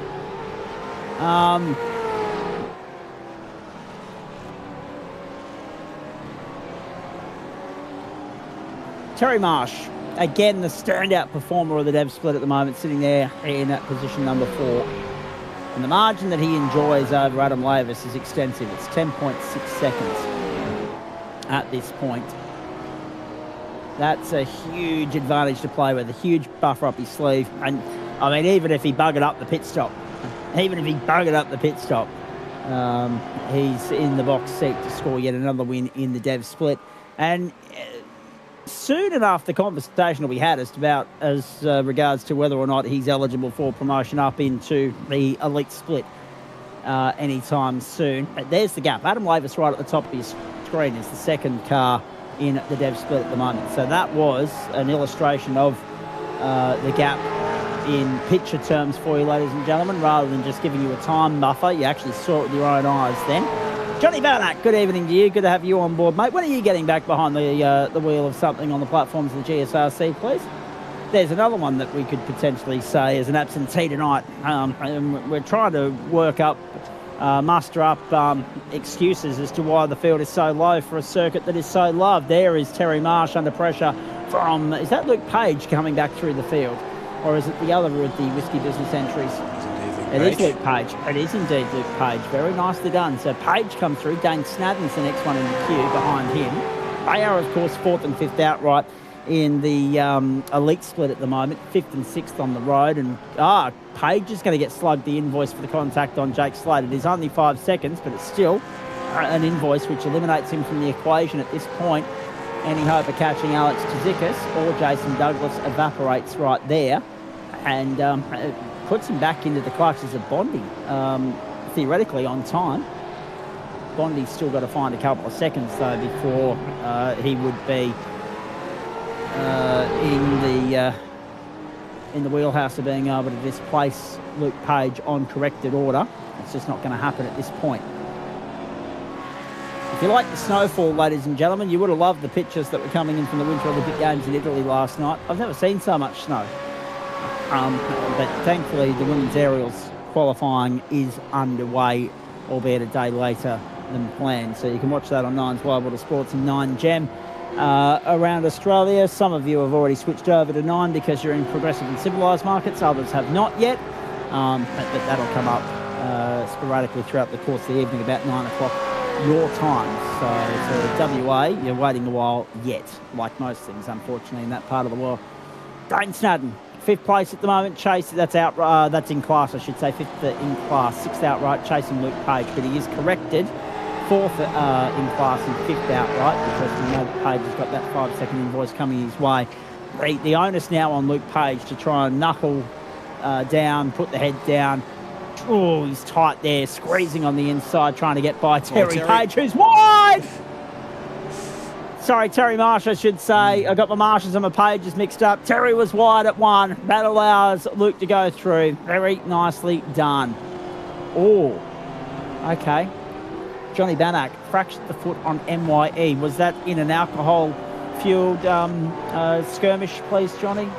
If it was, then fair play to you. At least you're celebrating New Year's Eve the right way. Inebriated. The consequence is that we're not going to see you for a little while. But we do want to see you back on track at some point, mate. So look forward to that when it eventuates. When they pit, they do tyres and fuel at the same time. but it's one of those races you want to absolutely time it well, 100%. Crutches and a moon boot for 6 weeks. Oh, God, I don't envy you that.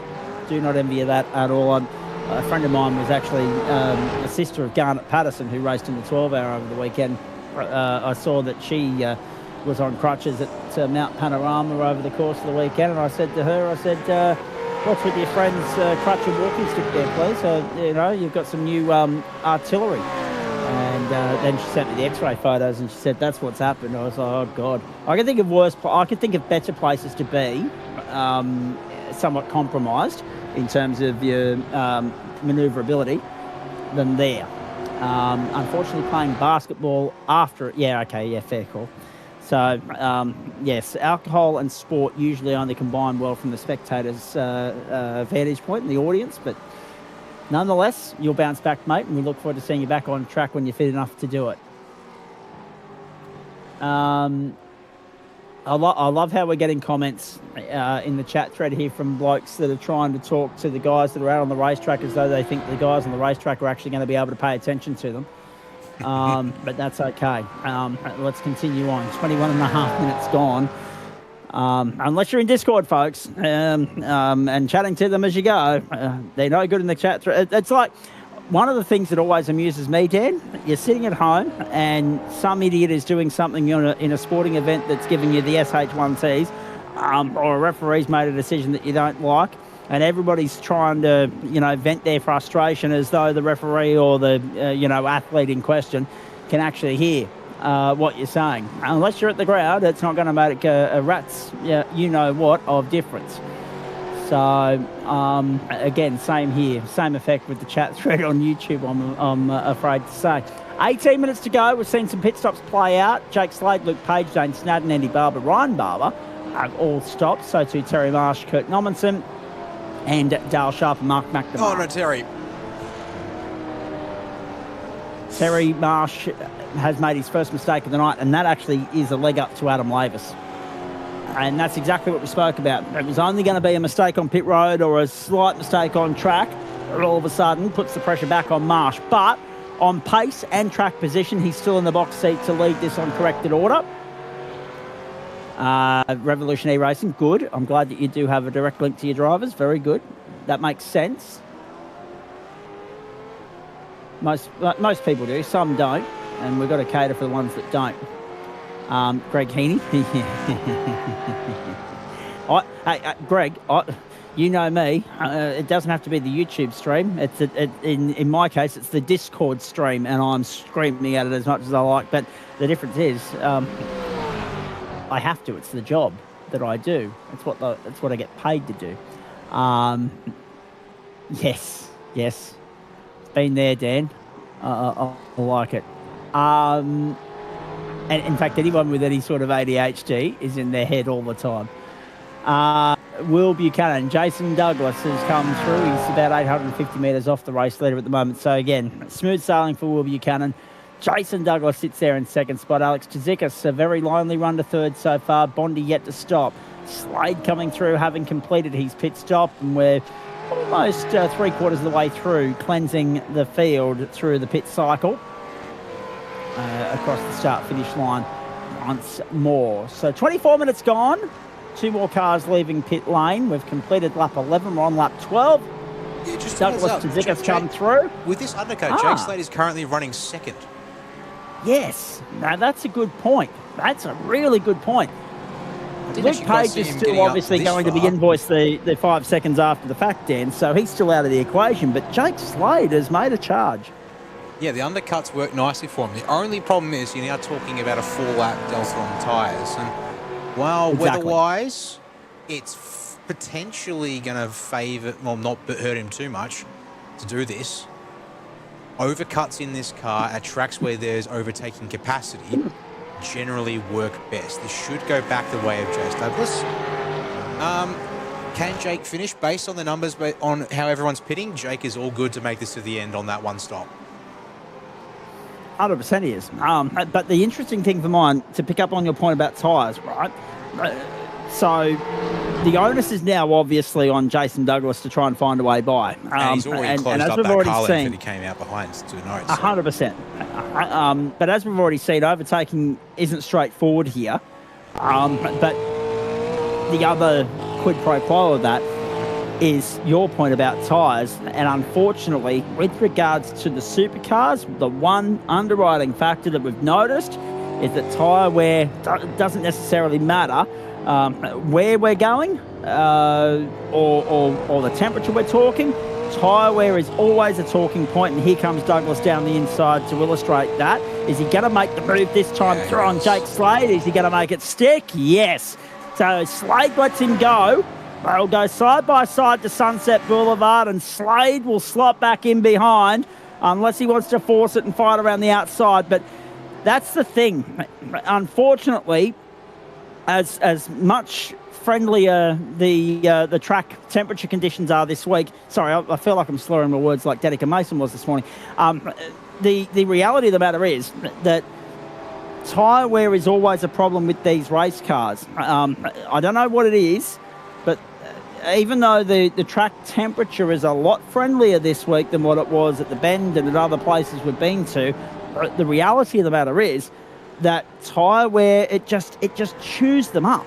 The car just chews the tyre up and spits it out. You've got a very niche little window to play with, and unfortunately for Jake Slade, it's working far better into the favour of Jason Douglas at the moment.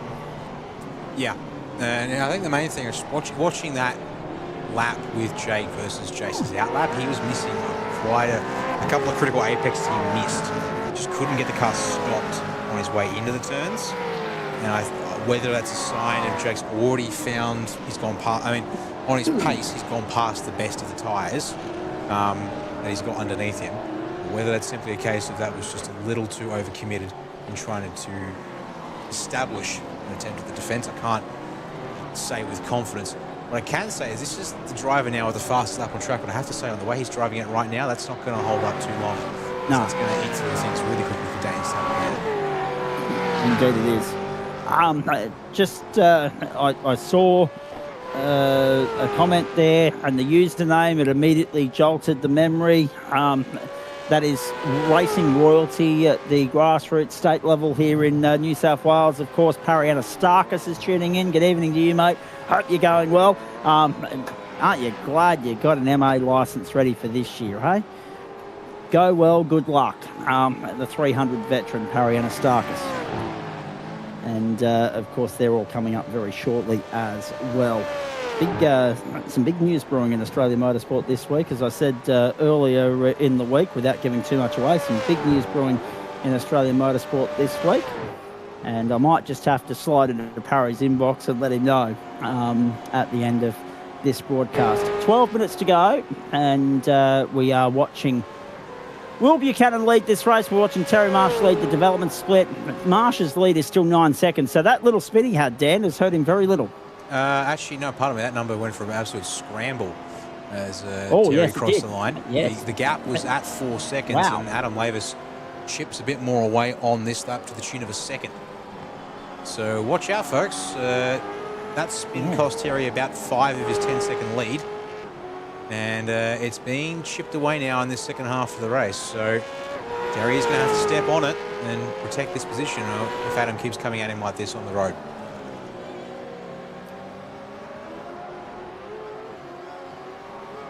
One more mistake from Marsh, and it's going to fall into the lap of Lavis, you suspect. Bondi's back to 7th, and he'll be ruling what might have been.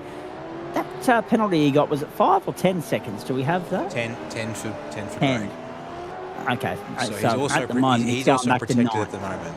Because remember, points being, for those obviously tuning in who haven't been kept a score of what happens here, we do have the two divisions, the Elite and Dev divisions here. Points are scored on a per class basis. So the fact we can see here that Craig's already 12 seconds clear of Andy Barber, he's not going to lose a position when it comes to his championship points from tonight's race at this current track.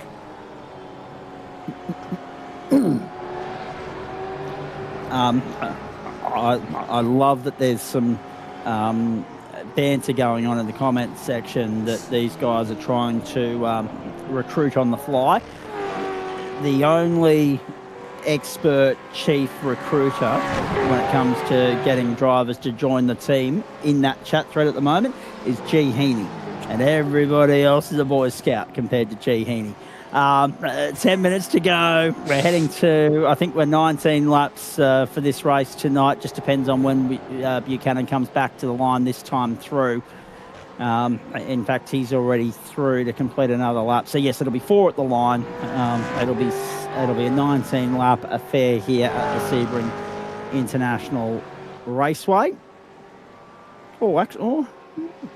Actually, I don't want to. We'll check back in when he gets to the end of this one and see. Yeah. I'm now all of a sudden thinking that it might actually be 20, and I might be in a bit of strife here, because then I've got to find 2 extra minutes of content to talk about.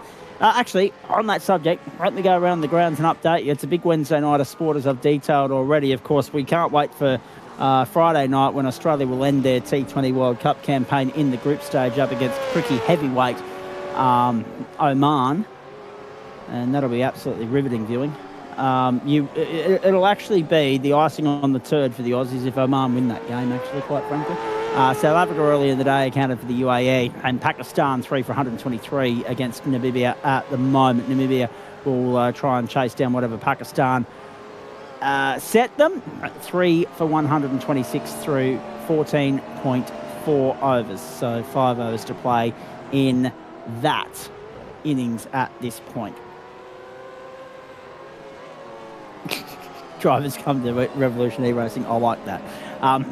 Same goes for Orbit Drop Bear, actually. Orbit Drop Bear, of course, they're a big recruit over the course of the off-season was Lockie Capel, which I thought was a great signing for them too. Of course, as we've confirmed recently, Luke Page now part of the furniture at WBR. Will Buchanan, Jason Douglas, Jake Slade, Luke Page and Alex Tzikis, the top 5. Dane Snadden, Craig Bond, 6 and 7. There goes, okay, so through goes Will Buchanan, end of the last lap, and has just gone fastest as well. So we've just started lap 16, so I think we're safe with this being a 19-lapper. Yeah, even with that kind of pace, the fact that we're still doing 2:04s means we needed to be at about 8:20 left on the clock, or 31:40. And we certainly were.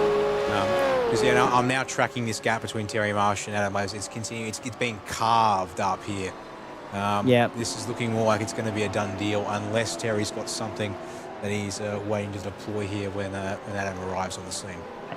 This will be a great result for Adam Lavis if he can find a way. Like, getting to Terry's one thing. It looks like he's going to achieve that. But then passing and then keeping him at bay are the other 2 boxes he needs to tick. And as we've seen already tonight, passing's not a straightforward equation here. But it's looking good for Terry Marsh at the moment to at least continue his podium run. And it's looking good for Adam Lavis to notch up a race win in this series. And when we have a look at where things stand as far as the points are concerned, well, Adam Lavis was a non-starter the first 3 weeks because he was occupied in here. He was keeping the seat warm for Dan, while Dan was keeping my seat warm. We're obviously on the lookout for some dedicated, enthusiastic producers, directors and broadcasters or commentators for our GSRC Wednesday Night Motorsport offering, ladies and gentlemen. Yeaman's part of the furniture, but I've only come in as a seat filler on a Wednesday night. I'm a permanent fixture on a Monday and a Thursday night, but just keeping the seat warm until we can restore the stock and boost the troops once more. At the moment, we're running with something of a skeletal sort of setup. But Adam Lavis, of course, last week picked himself up a 3rd place. Now he's going out in pursuit of a 2nd, but he'd love nothing more than to turn that into a 1st. And he's on track to do so as they head down the back straight. So Marsh on the defensive and Lavis tucking into the slipstream and following through.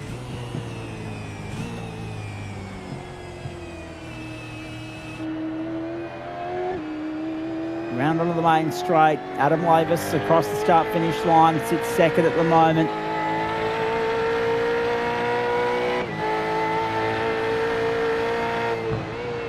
Will's yeah, good on you, Tommy. To the left-hand side. Second now this is the battle of proper. Indeed it is. Indeed it is, which therefore means that our focus will be wholly and solely on this, ladies and gentlemen. Well, we probably need to also keep an eye on this. True. At least we've got some racing to focus on rather than some attempts at comedy that are going on to the right of the screen.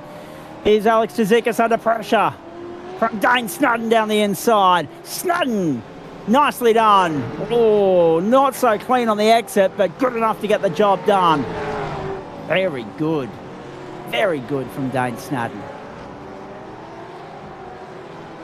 It looked a little squirmy there, but he's just got it parked up, and I think just a case of that he's obviously driving that one in deep as Alex is trying to give him a car's width to the apex and no more. So I don't think you should see anything of that. Haven't heard anything of that either, so carry on here, but Dane wants to hold this spot. He's going to have to steady the ship here and drive this one pretty straight to maintain his position. 6 of the slowdown penalties picked up somewhere through Gen3 and Le Mans. That's going to mean he drops back here though.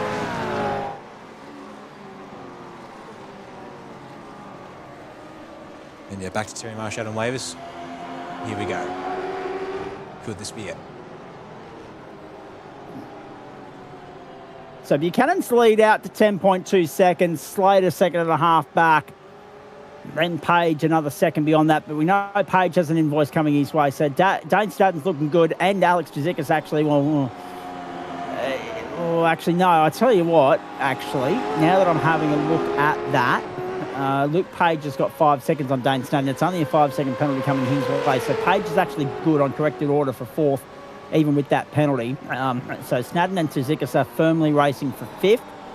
Bondi has got 10 seconds coming his way, but he's got that covered off because he's got 20 seconds on Andy and Ryan Barber. It's floating back and forth. I wouldn't. Snudden has a couple of good laps and laps where he's able to press on. He could easily challenge that 5, 6. Watch this here, 5, then goes under. So what this is going to swing back up again. There's the other thing of that. Luke is just starting to threaten Jake's podium spot on the road. So if they engage in a scrap, there you go, goes back over 5 seconds again. Gonna have to watch that one all the way to the line there, folks, to see who gets 4th place tonight.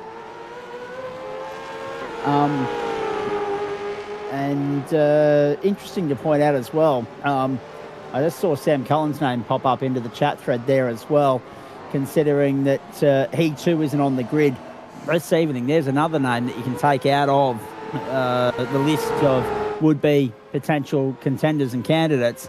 If you're wondering why the grid size is a little bit small here, there's another one that could have been firmly in the mix. I mean, we've had 25 drivers line up already this season in the Elite Series, and in the Dev split we've had 17, so that's 42. If we had the full complement here, we'd have a field about 3 times the size of what we've currently got, or close enough to it. I mean, we started with 14, so 42, yeah, 3 14 to 42. Maths isn't a strong point, but that's all right. And we had 3 guys in the server that opted not to start. Down the back straight, Marsh still under pressure from Lavis, and Sam Cullen just confirming, unfortunately, that he'll be away for a little bit, but that's okay. 1.25 minutes to go. And around the final turn, these two come to see the white flag. So Buchanan's on the way home. Then Jason Douglas, firmly second. Slade trying to close in at 1.6. I think that's just a bridge too far this late in the piece. He's still under pressure from Page, but Page has the invoice coming his way from their run-in earlier in the piece. And now he has got 6 seconds on Dane Snudden. Lavis throwing everything he can here at Terry Marsh. Can he force him? Pressure him into a little bit of a mistake.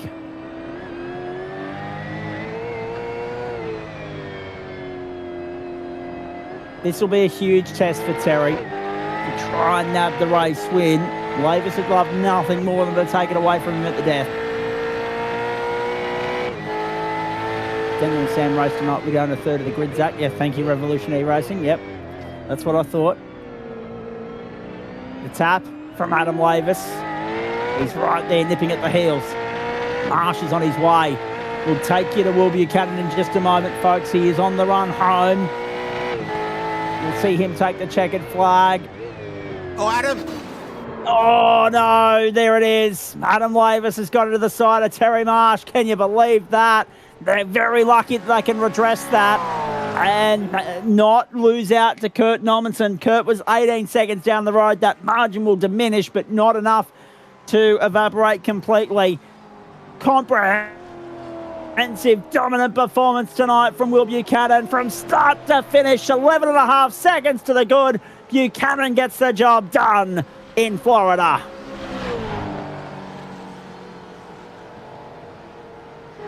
Brilliant. Jason Douglas in for second. Again, the formidable forces of those that went and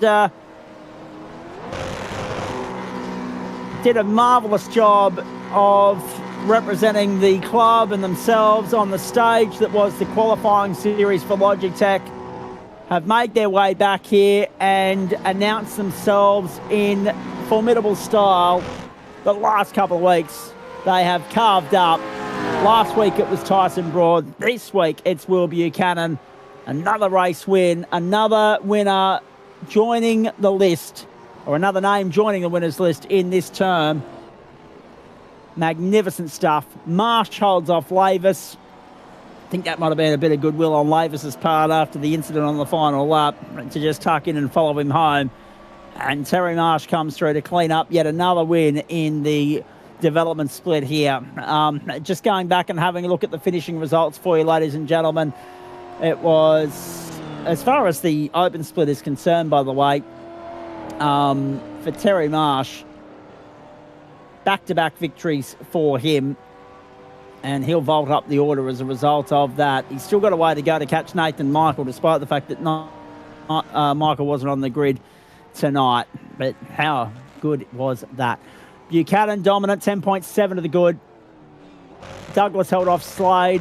Douglas, of course, was the early dominant force of this series, but is already facing some serious pressure, mounting pressure from the guys that have arrived a little bit late to the piece here, and will put themselves in contention to be fighting for the title when we get to the final round on the Adelaide Street Circuit in 5 weeks' time. So Douglas, of course, continues his consistency, but needs to obviously continue with that, take that momentum into the second half of the season and hope that he doesn't get tracked down. Obviously, a second will go a long way to helping him keep Page, Slade and co at bay. But Buchanan's on a march, of course. Strong with a third last week and a first this week. Adam Lavis a third last week, a second this week. So a bit of correlation there. The boys continuing that podium run now that they've arrived into the series. And Daniel Snedden just reminding everybody that if you're not first, you're last, boys. And can we just say, on that note, I mean, that's one famous quote from one. Hang on. If I've learned anything so far, it's that drivers will block to the death on lap 3 and let everyone drive into the distance. Yeah, that's a fair call too. We've seen that before. Of course, yesterday we all woke up to the news of the passing of Robert Duval, who coined that famous phrase in Days of Thunder, "Rubbin' Boys is racing." And we send our condolences out to everybody associated with him, friends and family.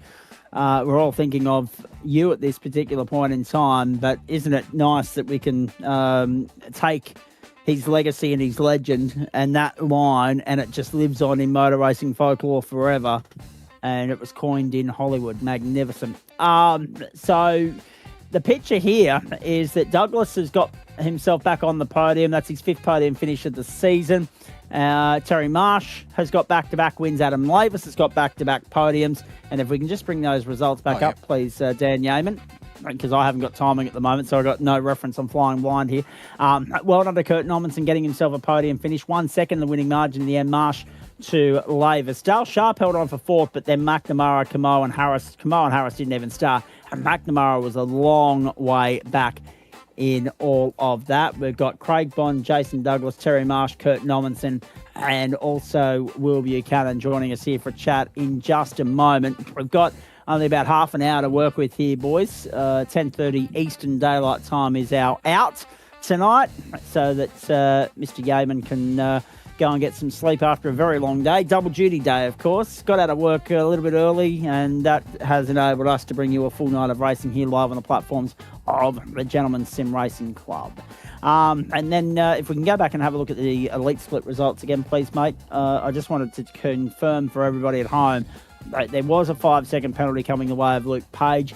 He managed to counteract that, so he's eliminated that from the equation to stay fourth ahead of Dane Snadden. Alice Tzikis in sixth place. Bondi will stay seventh despite the 10-second penalty for him as well, and the two Barbers round out the field, and Rigby was a non-starter. We've got the podium for both series sitting here, with the exception of Adam Lavis at the moment, so we'll make our way around the room. I'm going to start with Will. Just stay with me, mate. I'll come to you in a moment. I'm going to start with Jace Douglas, because at this point, mate, you're the halfway mark leader. Can you withstand the pressure that's mounting from behind you? The boys are trying to chip away at that deficit they have to you at the moment. Obviously, some of the heavyweights have returned to the grid after being in the qualifying series for the Logitech G Pro Invitational. They've bounced back with vengeance. But you're the leader at the halfway mark, which means you got the target on your back for the second half of the season. Solid hit out tonight, but a big deficit to the eventual winner, Will Buchanan. Well done all the same. Thanks, guys.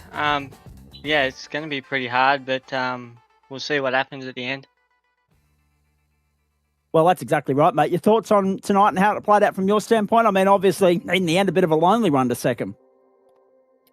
Yeah, it was all right from my standards, I guess. I had Bruce White as my spotter, so thanks to Bruce, and all the teams are backing me to get me to where I am, and yeah, let's hope we can come out on top, or if not, come out P2, which will be pretty good for my first season. But yeah, we want that top set though.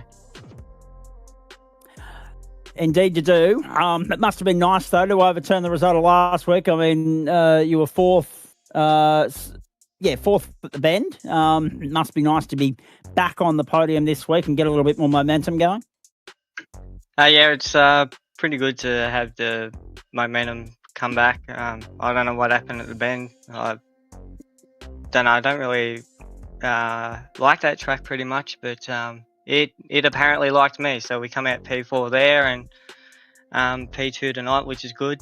And yeah, see what next week brings.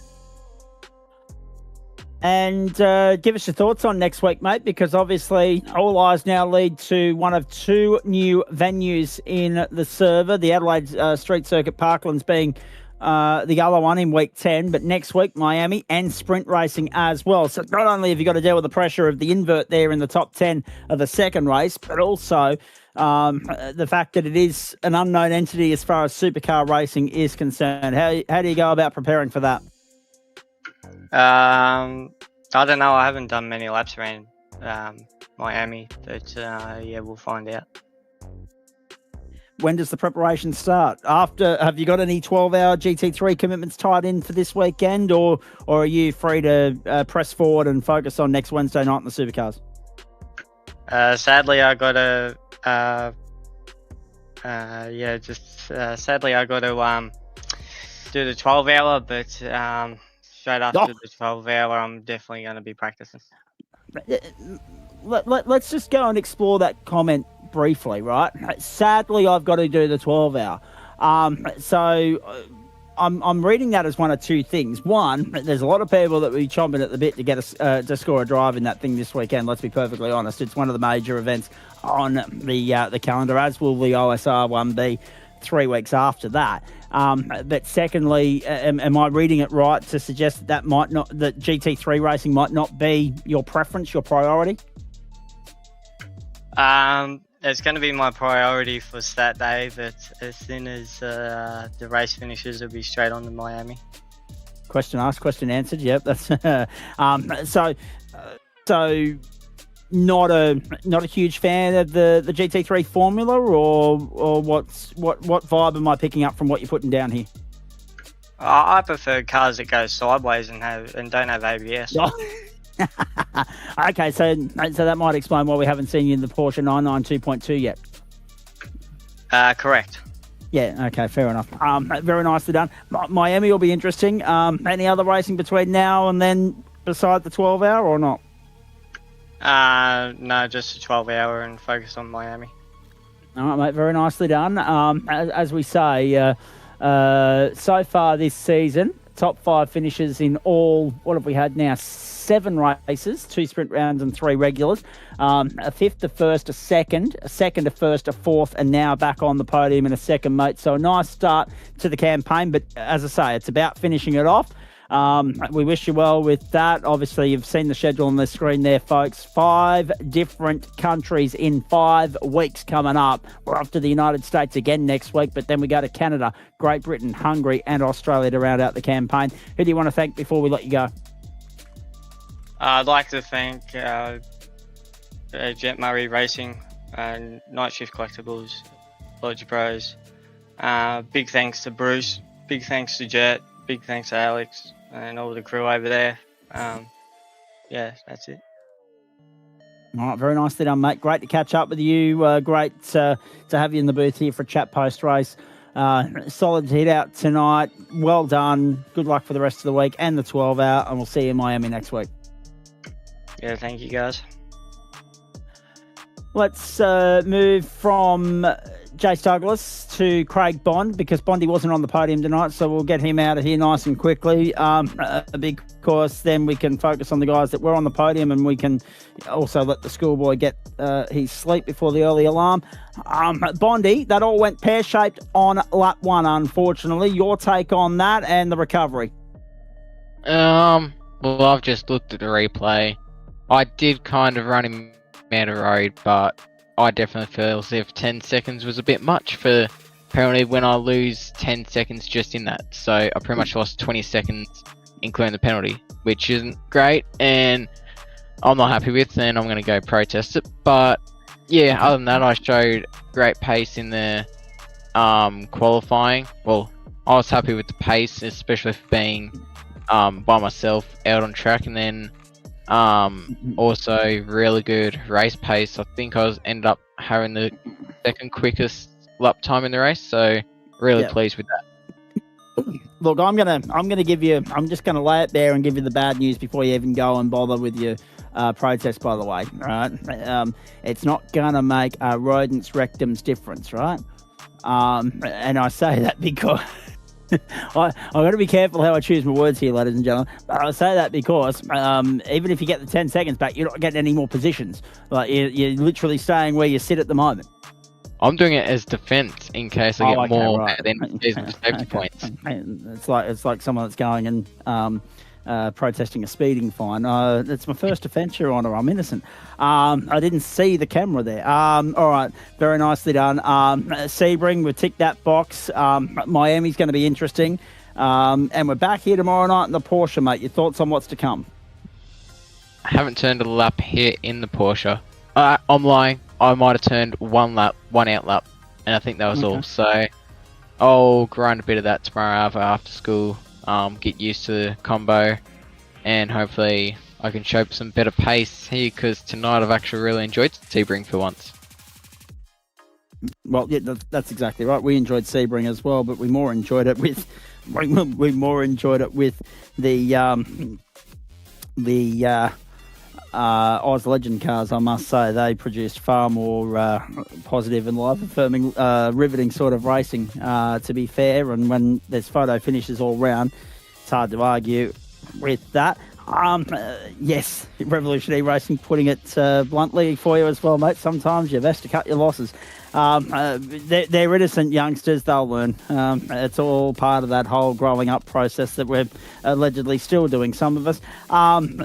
Bondy, bad luck, but well done. Good to see you out there. Hopefully a better result next week in Miami. And we know you enjoy your sprint racing as well. 2 bites at the cherry. Oh, sweet. Even better. So that's literally the only comment you're going to give me with regards to Miami. It's not whether you're liking the circuit or not. Well, I don't Just do the fact much that it's there. a sprint round, you're happy. Okay, good. Yeah, it will be good, hopefully. Is it on the Grand Prix layout or the full one? Yes. Yeah, okay. Yeah. I like that one. I did the short one. Hated the guts out of that. That was when we did GT4, wasn't it? No, 9 just. Oh, no. Okay, It was right, cool. in Irish. All right, very nice. All right, good to catch up with you, mate. Thank you. Go well.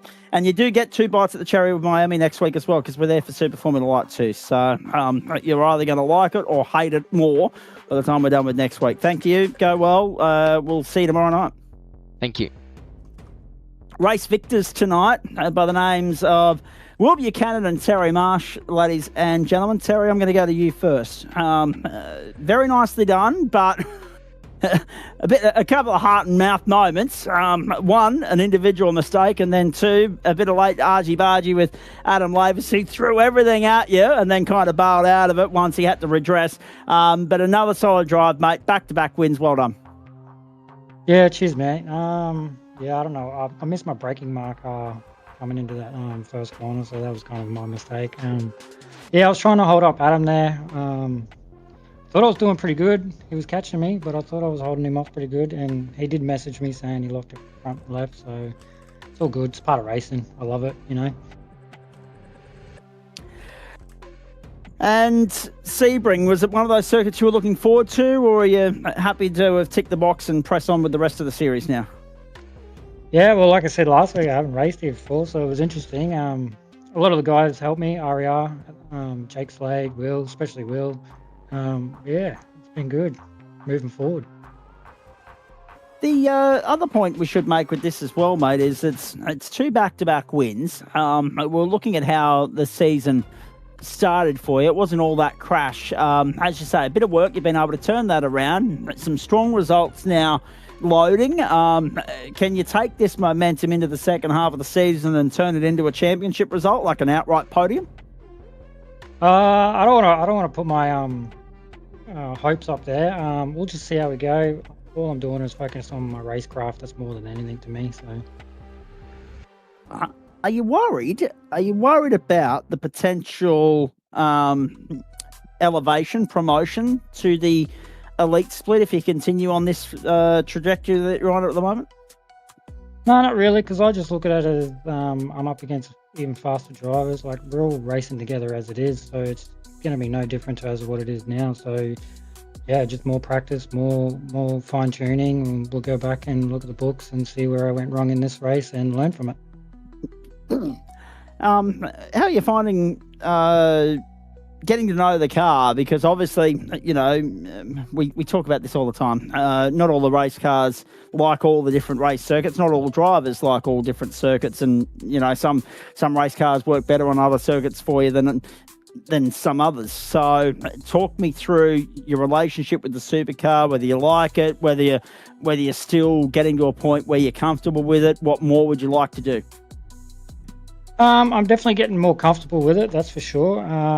What I would like to do is probably just work on my little things like less hard movement in the steering wheel, probably brake a little bit later, but let off that brake, so kind of like trail braking a little bit more. I'm getting better with it, but I'm not good as Will and all that kind of stuff. I am, like I said, I am getting confident with it, and the boys help me out a lot with it. I'm already loading my first question to Will Buchanan. It's on the back of his YouTube comment there just a few moments ago, as well, that you may have seen on the screen, ladies and gentlemen. Terry, what's on for the rest of the week, mate, and how do we go about preparing for next week? And what are your thoughts on Miami? Is it in the similar pile to Sebring in the sense that you're yet to acquaint yourself with the circuit? Yeah, absolutely. This week we got the 12-hour. But yeah, I think after that I'll put some time in for the for Miami. A lot of my setups are just done by myself, so yeah, we'll see how we go. All right, mate, very nicely done. And sprint racing there as well. So, I mean, if we have a look at the points situation there, 11th and 10th in your first sprint round attempt back in round 1 at Watkins Glen, you'd be hoping for a little bit of a better run of the mill next week.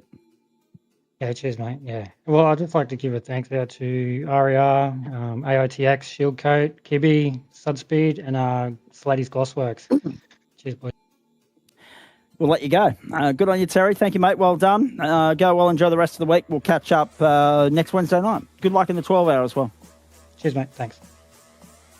Revolution E-Racing make a very good point, because tonight, at least, he didn't have the threat of orbit drop there as he did last week. But Will Buchanan, at the end of the day, you got to be in it to win it. Tonight you were formidable, you were dominant, you led, I think, every lap with the exception of the pit window there. There were a couple of little bits of changes in the order there because the sequence was playing out differently for some competitors. But for the most part, mate, you were front and centre and did not look like being beaten. Dominant performance, well done.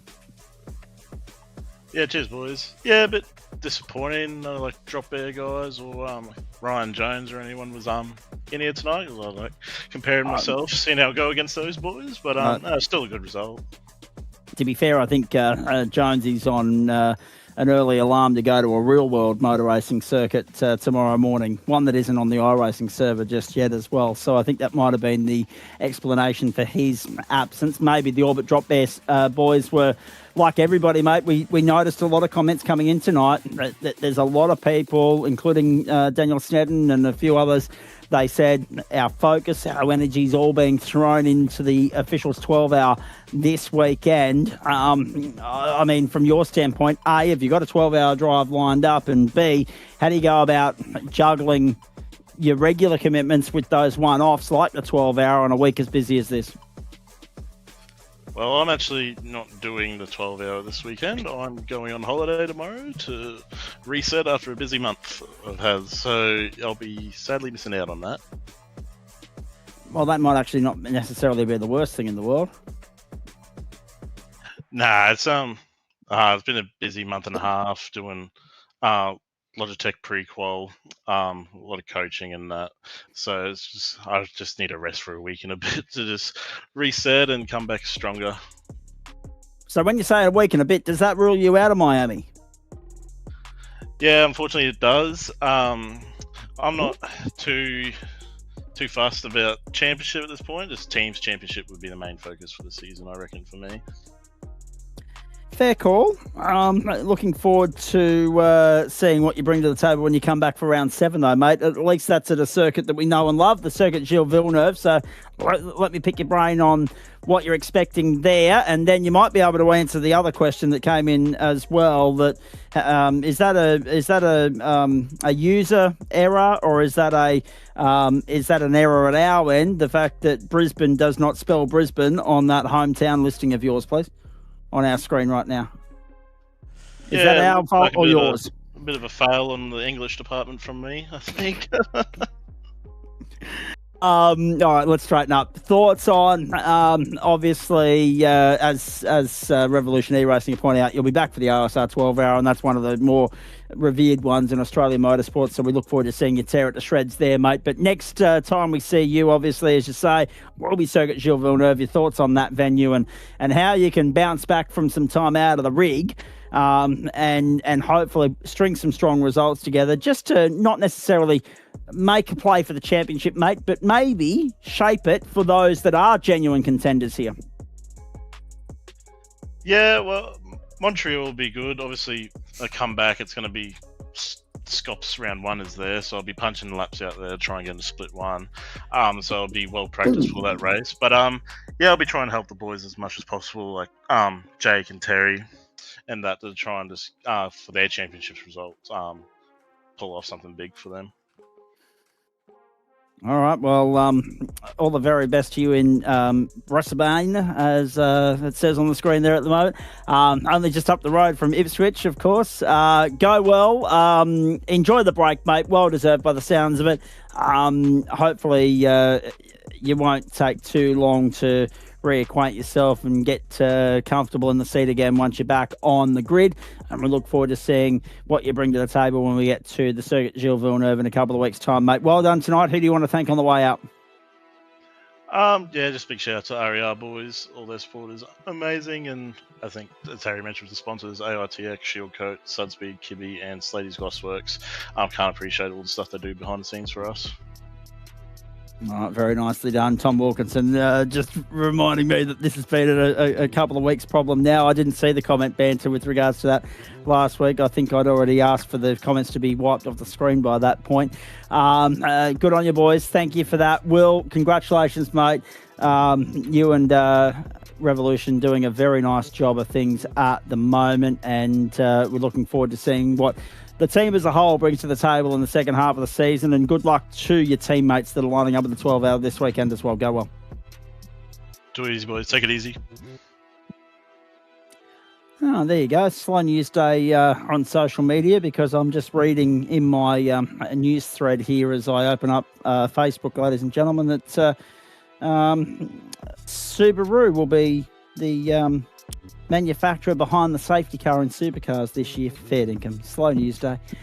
Lovely. All right, let's throw it around the room here. Who have we got left? We've got Jake Slade in the house, and it's been a long while between drinks in the broadcast booth for Jake Slade, so we'll hear from him in just a tick. Terry Marsh is still in the house. We've already spoken to Terry. We've got Kurt Nommensen ahead of us here as well. So, and by the way, boys, championship points will be updated very shortly too. Maybe even, if we're lucky, we might even have the Oz Legends update for you too. So don't go away. Plenty to still cover here on Wednesday night.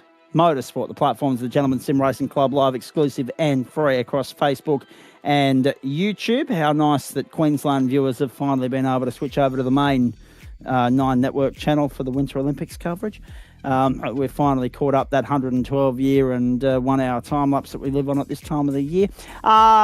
Jake Slade, on the subject of someone that lives in progressive civilization, I'll be back down that way next month. Hopefully I'll find time. We didn't get to make it happen over summer, but hopefully I'll get time on this next trip to have a frothy with this bloke. Slady, good evening. Welcome back to the platforms of the GSRC, mate, and welcome back to the upper echelons of the leaderboard here, mate.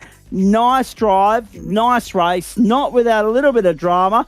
Give us your take on that run-in with Luke Page, please.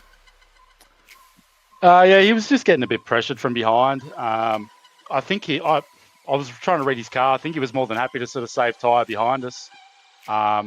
He was just under a bit of pressure, so he put the foot down, and I was sitting behind Jace trying to save tyre, and he had a bit of a sneak up the inside at the last turn, so I just let him go, and I just got a better run out of the last corner, and we ended up side by side through turn 1, and he just got a bit loose. It's pretty easy to do there with the bumps. No hard feelings. He apologised, so appreciate that.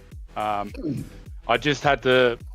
all I was thinking in my head was do not write the car off, so I just tried to do whatever I could to make it hit the wall square with a straight wheel, and sure enough, those 2 laps I did after weren't too bad. It was still driving relatively straight, so yeah, no harm, no foul. Did that impact your strategy call, mate? Was that one of the contributing factors to you coming into the pit lane as early as you did? Yeah, definitely. I was probably about, I would say, I was going for an undercut, but I was probably still 2 to 3 laps earlier than I wanted to, which meant I really had to look after the tyres in that second phase, which it's so hard to do, knowing that my car was, I thought I was quicker race pace than probably Jace in that aspect. He looked like his tyres went off fairly quickly, so I was in my head just trying to hold back and tell myself to look after him and not push too hard. And then I started setting fast times, so I just went all out. I just was like, I'm just gonna have a go here and just see what happens. And on that subject, you mentioned the key point, mate. Tyres, they, I don't know what it is, but you just get punished, don't you? You don't get much good life out of them until the point where the best of the quality of them is gone and you're a passenger essentially for the rest of the night. No more evidence of that required than when we saw second place come through and relegate you to where you would eventually finished, of course, third. And of course, I'm talking about Jace Douglas. Sorry, the name escaped me there for a moment. But Jace came through and you could just tell that the better rubber was always going to pay dividends for him. And you're a sitting duck. I mean, there's nothing wrong with your defence work. We know that, but it's a bit hard on a circuit as wide as this on those 2 long straights. It was always going to be an uphill mission to keep him at bay. Yeah, it's a very good attacking circuit. You can, like, corner per corner, you can set things up in multiple ways. You can set things up 3 or 4 corners behind. It's a very, very hard track to defend. There's just so many different strategies, and I just knew that I just had to let him go. There was no point fighting him. It was just going to bring the other guys further back into the race and possibly finish further down the track because they have better tyres as well. So, yeah, it's an absolute cheese grater, this track. It just kills them, and we were actually quite lucky the track temp wasn't as hot as sort of what we were thinking. So 40-degree track temps on this track is an absolute killer. So 26 to 27 was a nice change. Indeed, it would have been, and that's the point. Even though the temperatures were bearable, the noticeable difference between who pitted where and who was on fresher rubber was still evident. I mean, normally it's the main talking point on a 40-degree or 50-degree track, but it still has an impact on, as you say, 27, which was not overly surprising, but still intriguing. From your standpoint, mate, how nice is it to bounce back in to the rig and be competitive? I mean, I'm just having a look at the results here. Second, first, third. You were absent last week. You're back in third. So, I mean, 6 starts out of 7 and 6 podium finishes. Consistency is key to making a play for the championship. And you and Jace Douglas, when we have a look at corrected order in week 7, and obviously the guys that are coming in and having a play from the Logitech side of things that are late to the starting gate, by virtue of the fact that there was an overlap there between the 2 events, our series and theirs, it's going to be very interesting to see how this goes towards the back end of the championship. You're going to be right in contention if you can keep posting results as good as that. Yeah, the consistency is definitely key. It's been my main focus the last 6 to 12 months in this car. I've always had decent pace, but my race pace has never been the greatest. I just always used to make a lot of small mistakes. So I've just tried to really minimise those out of my races, and it's starting to pay dividends. I'm getting a lot of help from the boys, especially Will. Like, he's just rapid now, so he's taught me quite a lot. It's really good. So just trying to put my best foot forward and keep the good results coming, and I guess we'll just see where we end up. Jace is a good, hard, fair competitor, so yeah, just try and stick with him and see where we end up. All right, mate, very nicely done and a great drive from you tonight. I mean, 2 things. One, I know there's a little bit of real world experience with the Mount Panorama circuit as a spectator in recent times. Are you lining up in the 12-hour officials on the weekend, making a GT3 cameo or not? And then the second question is the obvious one. Your thoughts on Miami for next week for this series? Unfortunately, Slady's Glossworks has me by the canaries between the legs this weekend. So, yeah, I've unfortunately got to work, so I'm going to be missing the official, but I am planning on trying to pre-qual and enter the OSR one with a few of the boys. Not sure how or why, but I'm much faster in a GT3 around Bathurst than I am in this car, for obvious reasons with downforce. But just overall, like, I did a few officials this week, and like, I'm only a second or 2 over a 20-minute race behind 8 and 9K drivers. So I've got some serious pace there, and a few of the other boys that I'm lined up with for OSR, we've got some serious pace and a really, really good Aston. So hopefully the bop doesn't kill us too much. We'll see how we go. But yeah, Miami, it's not a track for cars without downforce. I can tell you that right now. I've done a few laps and it is tough. Very, very tough. So real world commitments come back to bite you by the seed, eh? Unfortunate. So watching on in with a little bit of envy, no doubt, for everybody else that's partaking this weekend. But again, we've been talking for years about that juggling act. Dan Yeoman knows it well. I know it well, between real world commitments and sim commitments, and sometimes they overlap and get in the way and interfere, and there's not a bloody thing you can do about it.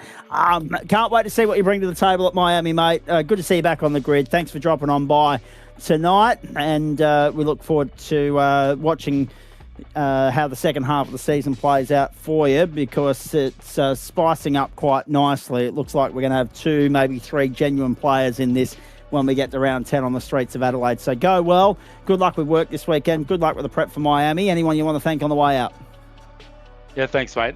Just AITX, Shield Coats, Sud Speed, Kiwi, and obviously myself for sponsoring this amazing car. I put a little bit too much ceramic coating on Will's car before the race, so he had a little bit of a parity issue with aerodynamics, sorry. But yeah, just the boys. They've been unreal. Week in, week out, always heaps of support. And I'd just like to thank Trent Naylor for a very, very succulent Chinese meal before the race. It was much appreciated. Oh, very nice. Yes, how good. Can I just say, the one thing that's really ticking me off this week, right, is on the subject of succulent Chinese meals. There's one dish I like better than any other, and the great people at Coles have, in recent times, had in their deli section, in their meat section, packets of honey chicken bites, full with the, cooking instructions and the sachet of honey to go with it as well. It's absolutely bloody delicious. A numpty like me can cook it. You throw it in the air fryer for 10 minutes, then you zap it, then you put the honey on it because the honey's nice and bloody cold. You throw it in the microwave for 30 seconds to warm it up. Mate, it is one of the best things I've ever brought from Coles in my life. But can you get it anywhere at the moment? No. And when you look at the website, currently unavailable. Well, thanks for the, short-lived high of finding a new favourite dinner meal and the bitter disappointment that follows. It must have been the shortest-lived but yet most popular item they've ever had on their shelf, and I can't wait for them to bring it back. Very nicely done. Sorry, I didn't realise that succulent Chinese meal was going to trigger me like that. Good on you, Jake. Go well, mate. Thanks, mate. Thanks for your work, guys. Oh, brilliant. Kurt Normanson, good evening to you. Have you dried off yet? The deluge you copped over the weekend? Yeah, well, I was drying off, and then I did SRW last night, and I got soaked again. So we're drying off again. Any 12-hour drives lined up for you this weekend? Yeah, I'll be running the 12 hours. So hopefully, be after tomorrow night. I'll be switching gears and focusing on 12-hour, and that'll probably prepare me for Monday night because we'll be running the same car. That's exactly right. We're getting bloody mountain overload this week.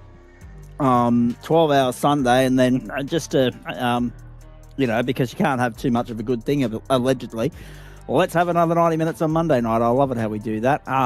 We always do it, and then we're always glad to see the back of said circuit because it happens with Spa and the others as well. We're always happy to see the back of it for an undisclosed period of time.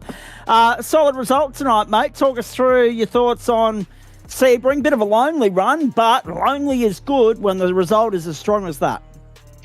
Yeah, no, I didn't mind Sebring. It was a lot drier than the last time I drove it in SRW, so the car felt a lot better tonight. I think I loaded the wrong set, so the tyre wear just went off really, really quickly in that first stint, and Adam caught me very, very quickly after I had a good start, so I couldn't keep the pace up, so I just sort of sidestepped and focused on keeping Dale behind me and keeping a podium. Tyre wear is an interesting point, isn't it? Because, it seems to be such, there seems to be such a narrative built around it. It just seems to be too dominant a talking point, for my liking anyway, in this series. What are your thoughts? Would you like to see tyre wear be less of an ingredient, less of a defining factor in how these races play out? I don't mind it. It's definitely different compared to, say, GT3, because in GT3 the tyre wear is not such a big deal, so you're more focused on fuel numbers. So being able to, being forced to focus on both fuel numbers and tyre wear in the supercars keeps me busy, and I quite like that. It's a very mental game driving these things, as well as very physical, trying to keep the car on the track. Indeed it is. Talk me through the strategy tonight, because obviously there were a few guys that went early for circumstances beyond their control. Jake Slade goes in, gets the fast repair, gets gobbled up on older tyres in the second stint, and absolutely nothing he could do about that. From your standpoint, I guess less extenuating circumstances, no real, on-track factors driving your strategy play, but How'd you go about it, and was it the right call? Yeah, there wasn't a whole lot of on-track factors. I thought maybe if I, pit earlier, I could probably maybe catch Adam and keep him a bit busier for Terry again, but that didn't eventuate. So it was just mostly keeping the car on track after that. I tried to undercut and it didn't work, so then it was just focusing on getting to the end. Speaking of getting to the end, always nice to nab a podium, mate. I mean, we'll have a look at the championship points in just a moment. Adam's updating those as we speak. But a third continues your run of top 5 finishes, your highest finish of the season. A 5th and a 13th in round 1. You missed round 2, but then 5th, 3rd. So like some of the guys that we've already spoken to, you're racking up consistent results, which must give you some sort of satisfaction and confidence as well going forward, mate. Even though, as has been a prominent talking point also tonight, the numbers just weren't there in terms of the grid participation this evening. Everybody either occupied elsewhere, focusing on this weekend's officials, or just couldn't be effed because it's Sebring. Yeah, it's a lot more confidence that the speed's coming back to me as I'm driving the car more and more. I'm slowly catching that pace. Like last week I was well off the back of Terry's pace, and this week in qualifying I was half a second off the back of him for a while there. So it's nice to see the pace and consistency is coming back, and I'm getting the driving back up to a standard I'll be happy with for at least now until I switch gears and try and put a bit more focus on this. For those of you playing along at home, I don't know how that goes through on closed captioning, but that should be F''ED. Now, Kurt, to finish off with you, mate, the other interesting thing I guess we should talk about with you is how you go about next week, knowing that inverts are going to play a part, knowing that it's a new track, knowing that it's also a bit mixed in terms of the driver reviews, like most new toys are. You either like them or you lump them. What are your thoughts on the second half of the season and that lineup of tracks we've got? I might be putting the feet up next week. I just genuinely cannot find any pace at Miami, no matter how much I drive a car around there and do any practice. I just cannot seem to find any pace, so I might be putting the feet up for now, and that'll be a track that I focus on for another season. So all of a sudden we're looking at that potentially as your second and final drop round. So then all of a sudden you can't afford to make any mistakes. You've got to make every post a winner in the remaining 4 rounds and hope that no real-world commitments interfere with your aspirations to do that. Yeah, we'll see how it plays out. I might still end up getting on the grid if I find the time to do a few laps and find some half-decent pace, but at the moment I don't want to make myself angry trying to drive around the track and just being well off pace and just driving around by myself. Indeed, mate. Tomorrow night we're looking forward to seeing you on the grid. We know that a lot of focus is going to be on Mount Panorama this weekend and then into Monday night as well. And then hopefully, your arm will be twisted and you'll line up for Miami as well. Particularly, I think one of the big talking points going into that round is going to be the lack of overtaking opportunities on that circuit. That could have an impact, particularly on that second race when we invert the field. Hopefully a few more bums in seats and on the starting grid as well. Mate, thanks for hanging around so late in the piece for us. We're almost out of time. We're going to wrap it up. Well done. Good luck for tomorrow. We'll catch up then. Susie, thanks, Zach. Very nicely done. From Kurt Nommensen to, I guess we've got some championship points to update for you, ladies and gentlemen. And the good news is that Adam Lavis has gone through and crunched the numbers on all 3.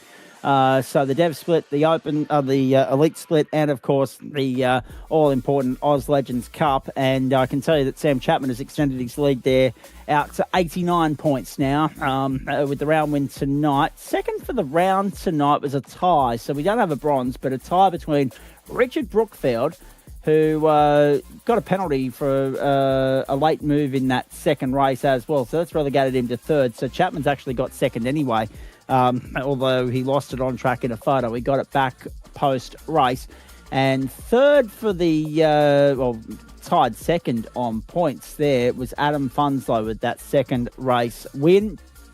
But they were 13 points shy of Chapo. And then when you look, 47 for Brett Barker, 43 for Guy Leach, 45 for Ryan Jones, wedged in the middle of those, and 41 for Adam Lavis. So big gap first to second, and then very tight for everybody else, and that's probably a fair reflection of how it all played out on circuit there tonight. 292 plays 203, and then another gap, equal on third. Hilton Booth, Dale Sharp, 158, 3 points back to Reece Keane, who wasn't on the grid tonight, also not on the grid last week.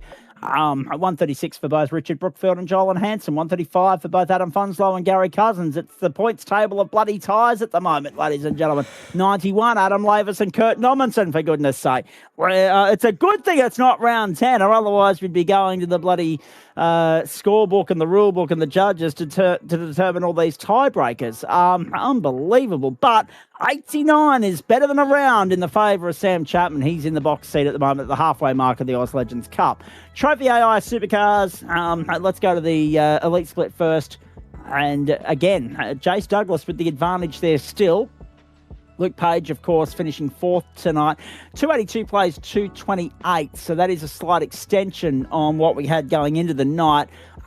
Jake Slater's got to within 7 now of Luke Page. 282 plays 228 and 221. So, again, Douglas has a round on the competition, but Slade has a drop round up his sleeve. He's only got one drop round up his sleeve, and he's going to burn the other with the 0. So when that's factored into the equation, that's going to tighten up really nicely for us as far as the championship points scenario is concerned here. The battle, the contest for outright honours. 195 for Alex Tuzikas, 161 for Sam Chapman, who, as I said earlier, to use the same phrase again, couldn't be effed because it was Sebring. And then I'm just going to say it now because we're beyond that 10:30 threshold on the West Coast. 7:30 on the West Coast, 10:30 on the East Coast. 161 for him. 8 points away from him is Craig Bond, who's only 1 point clear of Dane Snadden. And then Sam Cullen, who wasn't on the grid tonight. Andy and Ryan Barber make up the top 10. 154 points between first and 10th at the moment, so it's a really spaced out championship, the Trophi.AI Supercars Elite Split. Dev Split, Dale Sharp on top there. Again, absentee tonight was Nathan Michael, 206 apiece, first and first. And they are 36 points clear of old mate that's still in the booth here, Kurt Nommensen. He's vaulted up nicely into third spot, taken Terry Marsh with him. They've put Daniel Snedden and Eduardo Zamora out of the top 3. They both lost 2, whilst Marsh and Nommensen have both gained 2. Marsh is on the right trajectory here. 32 points. No, sorry, let me get that right. 6 points clear of Nommensen and 42 points shy of Dale Sharp and Nathan Michael. I told you maths wasn't my strong point. So Terry's certainly going to be in contention when we remove those 2 0 rounds from the equation for him when we talk about drop rounds at the end of week 7, which is only 2 weeks away. Hard to believe, I know. But that is, again, spicing up quite nicely at the right time of the season. But, yeah, they've got a good gap. 36 the buffer. Nommensen in third, but for how long? Because Terry Marsh is in formidable form. He's in good touch at the moment, having won the last 2 rounds. He's taken big chunks out of Kurt's advantage in third over the last 2 weeks. And if he continues with that form, then we're looking at another positional change there next week, and Marsh will be in the top 3. Not to rub it in or anything, Kurt, but yeah, that's just the mathematics of the equation. 128 for Daniel Snedden and 124 for Eduardo Zamora. Adam Lavis with his second start goes to 107. Mitchell Buckman, 72. Colin Bennett, Marcus Henke. We're talking about all the guys that weren't on the grid now back out there outside the top 5 and rounding out the top 10. And it's 143 points between first and 10th at this point. So very, very spread out equation for the Dev Split, but at least we've got a contest on our hands for the top end of the summit. Final thoughts now from Dan Yeaman after another interesting Wednesday night, it's fair to say. Certainly the Oz Legends Cup Open are the highlight. The second race, the Battle of a Second, ended up being on track the pick of the bunch, as everybody else saw themselves out to the grass patches left and right. And then the Supercars offered a little bit of excitement, but it was a rather stale affair based on what we've seen so far from this series. Yeah, I think once again our Oz Legends delivering sort of the action on the circuit. I mean, to be clear, tonight we had a couple of key points there in this Trophi.AI Supercars race. Just the nature of bigger track, bigger cars, it doesn't deliver as constantly. And things with reduced field sizes for both categories, perhaps also contributing a little bit to that there with the supercars more so. But end of the day, it wasn't over for most drivers until they took the flag. So yeah, look, hitting the halfway mark, halfway to go in this one for the next 5 weeks. We look forward to seeing where things go as we take to the streets of Miami for our next week's races. And of course, it's a circuit that we're going to get acquainted with very well next week. It pops up 3 times on the calendar across Monday and Wednesday night. When are you next back in the car, please? I might try and take a bit of a swing at that Friday night slot for Disruptive Labs GTE Championship. Otherwise, certainly look to get back behind the wheel again on Monday night to keep up my attendance in Wings and Slicks SFL. Yep. At this stage, that's probably all I can commit to, though. And that's fair enough too, mate. Obviously, as the year gets busier, it's going to get harder to be freely available to go and have a steer. Let's have a look at what's coming your way on the platforms of the Gentleman Sim Racing Club across Facebook and YouTube. And thanks once more to Dan Yeoman for his efforts tonight. There he is. Tomorrow night, the competitors will be contesting round 5 of the Disruptive Labs GT4 Challenge from Portland, Oregon. That is a sprint round, the third one of the season. Race starts 7:45 Eastern Daylight Time. We'll get to the broadcast in just a moment. Sebring International Raceway in Florida, the venue for the Porsche Cup outing. The elite split will be the focus of the broadcast. All 3 servers kick off in time for a race start at 9 p.m. Eastern Daylight Time. And it is just a 40-minute race there. It is also race 7 of their 16-race campaign. So we come home with 9 races in the final 5 weeks. There are 2 two-race sprint rounds and a super sprint contained within all of that, plus a 60-minute enduro. Plenty of Porsche racing to get through in the second half of the season, but first we must get through 40 minutes around here, which, given the fields we've seen so far and given the racing we've seen thus far, will be box office entertainment. It'll be well worth the price of admission, and will most likely offer up something a little bit more substance in terms of excitement and enthrallment than what we saw tonight. Broadcast times, we're aiming for Friday afternoon, 1 o'clock Eastern Daylight Time, so you can watch it over breakfast on the West Coast, 10 a.m, 1 o'clock on the East Coast, 3 o'clock in New Zealand. We hope you'll join us for that. And then, of course, at 2 o'clock local Eastern Daylight Time, 4 o'clock New Zealand, and 11 o'clock on the West Coast, we will bring it to you, the second leg of the doubleheader. So GT4 at 1 o'clock Eastern and Porsche Cup racing from 2 o'clock Eastern right here on the platforms of the Gentleman Sim Racing Club. Later that same day, Friday Night Motorsport is live, exclusive and free, with Joe Baldwin and Liam Banks at the helm. They're off to the Circuit de Barcelona's Catalunya historic configuration, and that will be from 8:30 Eastern Daylight Time for a 60-minute affair there, so 2/3 the length of last week's journey at Spa, and that'll be well worth the price of admission too. GTE for our good friends at Disruptive Labs, 8:30 Eastern on Friday night, and then of course we spin the wheel Friday night to determine the car of choice for Saturday night's Mountain Men outing from Mount Panorama Bar. There's 32 laps of the journey there, 8:30 Eastern Daylight Time. Next week, the action continues for you. Back to Miami, sprint racing, Super Formula Light, 10 and actually, I haven't had a good enough look at the schedule. I thought next week was just a straight 30-minute affair. I thought we were talking about fuel saving once more. Or has that been changed? Let me make sure I haven't cocked up and copying all the details. No, I've got a 30-minute race here as well. So that is, that will be our third 30-minute race of the season there for you, and it will be the start of the second half of the campaign. And again, the reason I mention that is because you and Chapman will be the focus of the narrative of the broadcast, because we'll see if you can't get up to the same tricks you got up to at the Okayama International Circuit a few weeks earlier. Marcus Watson already sweating at the prospect of another fuel save race and being trumped by you two there. That is 7:45 Eastern Daylight on the full circuit there. Then we take it to Mount Panorama Bathurst. So make note of this. Next Monday night, we're going to run a little bit longer. We're probably going to push it to 11 o'clock Eastern Daylight Time next Monday night, because by the time we get through 90 minutes of Mount Panorama Bathurst, the post-race show is not going to start till after 20 past 10.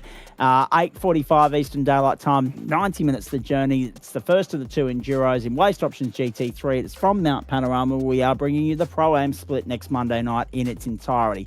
Downforce Legends to continue after that. And I think we've got the rumblings of thunder above the house here at Ipswich at the moment, so we might be in for a late night storm up here in the slow and steady sleepy state. And it might then end up being the soaked and saturated and sodden state as well, but that's another story. Tuesday night, Downforce Legends from the Autodromo Hermanos Rodriguez, the Mexican Grand Prix venue, of course. That's on the full circuit, 40-minute race there, 8 p.m. Eastern Daylight Time. Then on to Alton Park, the international circuit without the Hislop chicane. That is a 40-minute journey there for the GSRC Retro Formula 1 Championship from 9:15 Eastern Daylight Time. Next Wednesday night, as we've already detailed, Mr. Gaiman and I are back in business for you to round out February as far as our Wednesday night broadcast offering is concerned, with the 6th round of the Oz Legends Cup from the Miami International Autodrome, the MIA loop there, the Missing in Action loop, as a few competitors will be next Wednesday night. A sprint round, races 11 and 12 of the campaign, 15 and 25 minute the journey respectively, although there will be a lap count attached to that. We'll determine that next week. We'll find out what all the finer details then. That gets underway 7:45 Eastern Daylight Time. Then on to the same venue, but onto the Grand Prix configuration of the course for a sprint round of the Supercar series. And looking forward to that, because since I've been at the helm, we haven't had a sprint round yet in the Supercars. That changes next week. 15 and 25 minutes the journey, 9 p.m. Eastern Daylight Time. Again, hope you can join us for that. Updating you on the cricket here, just before we go. Namibia against Pakistan. The Namibians are chasing 200 for victory after Pakistan posted 3 for 199.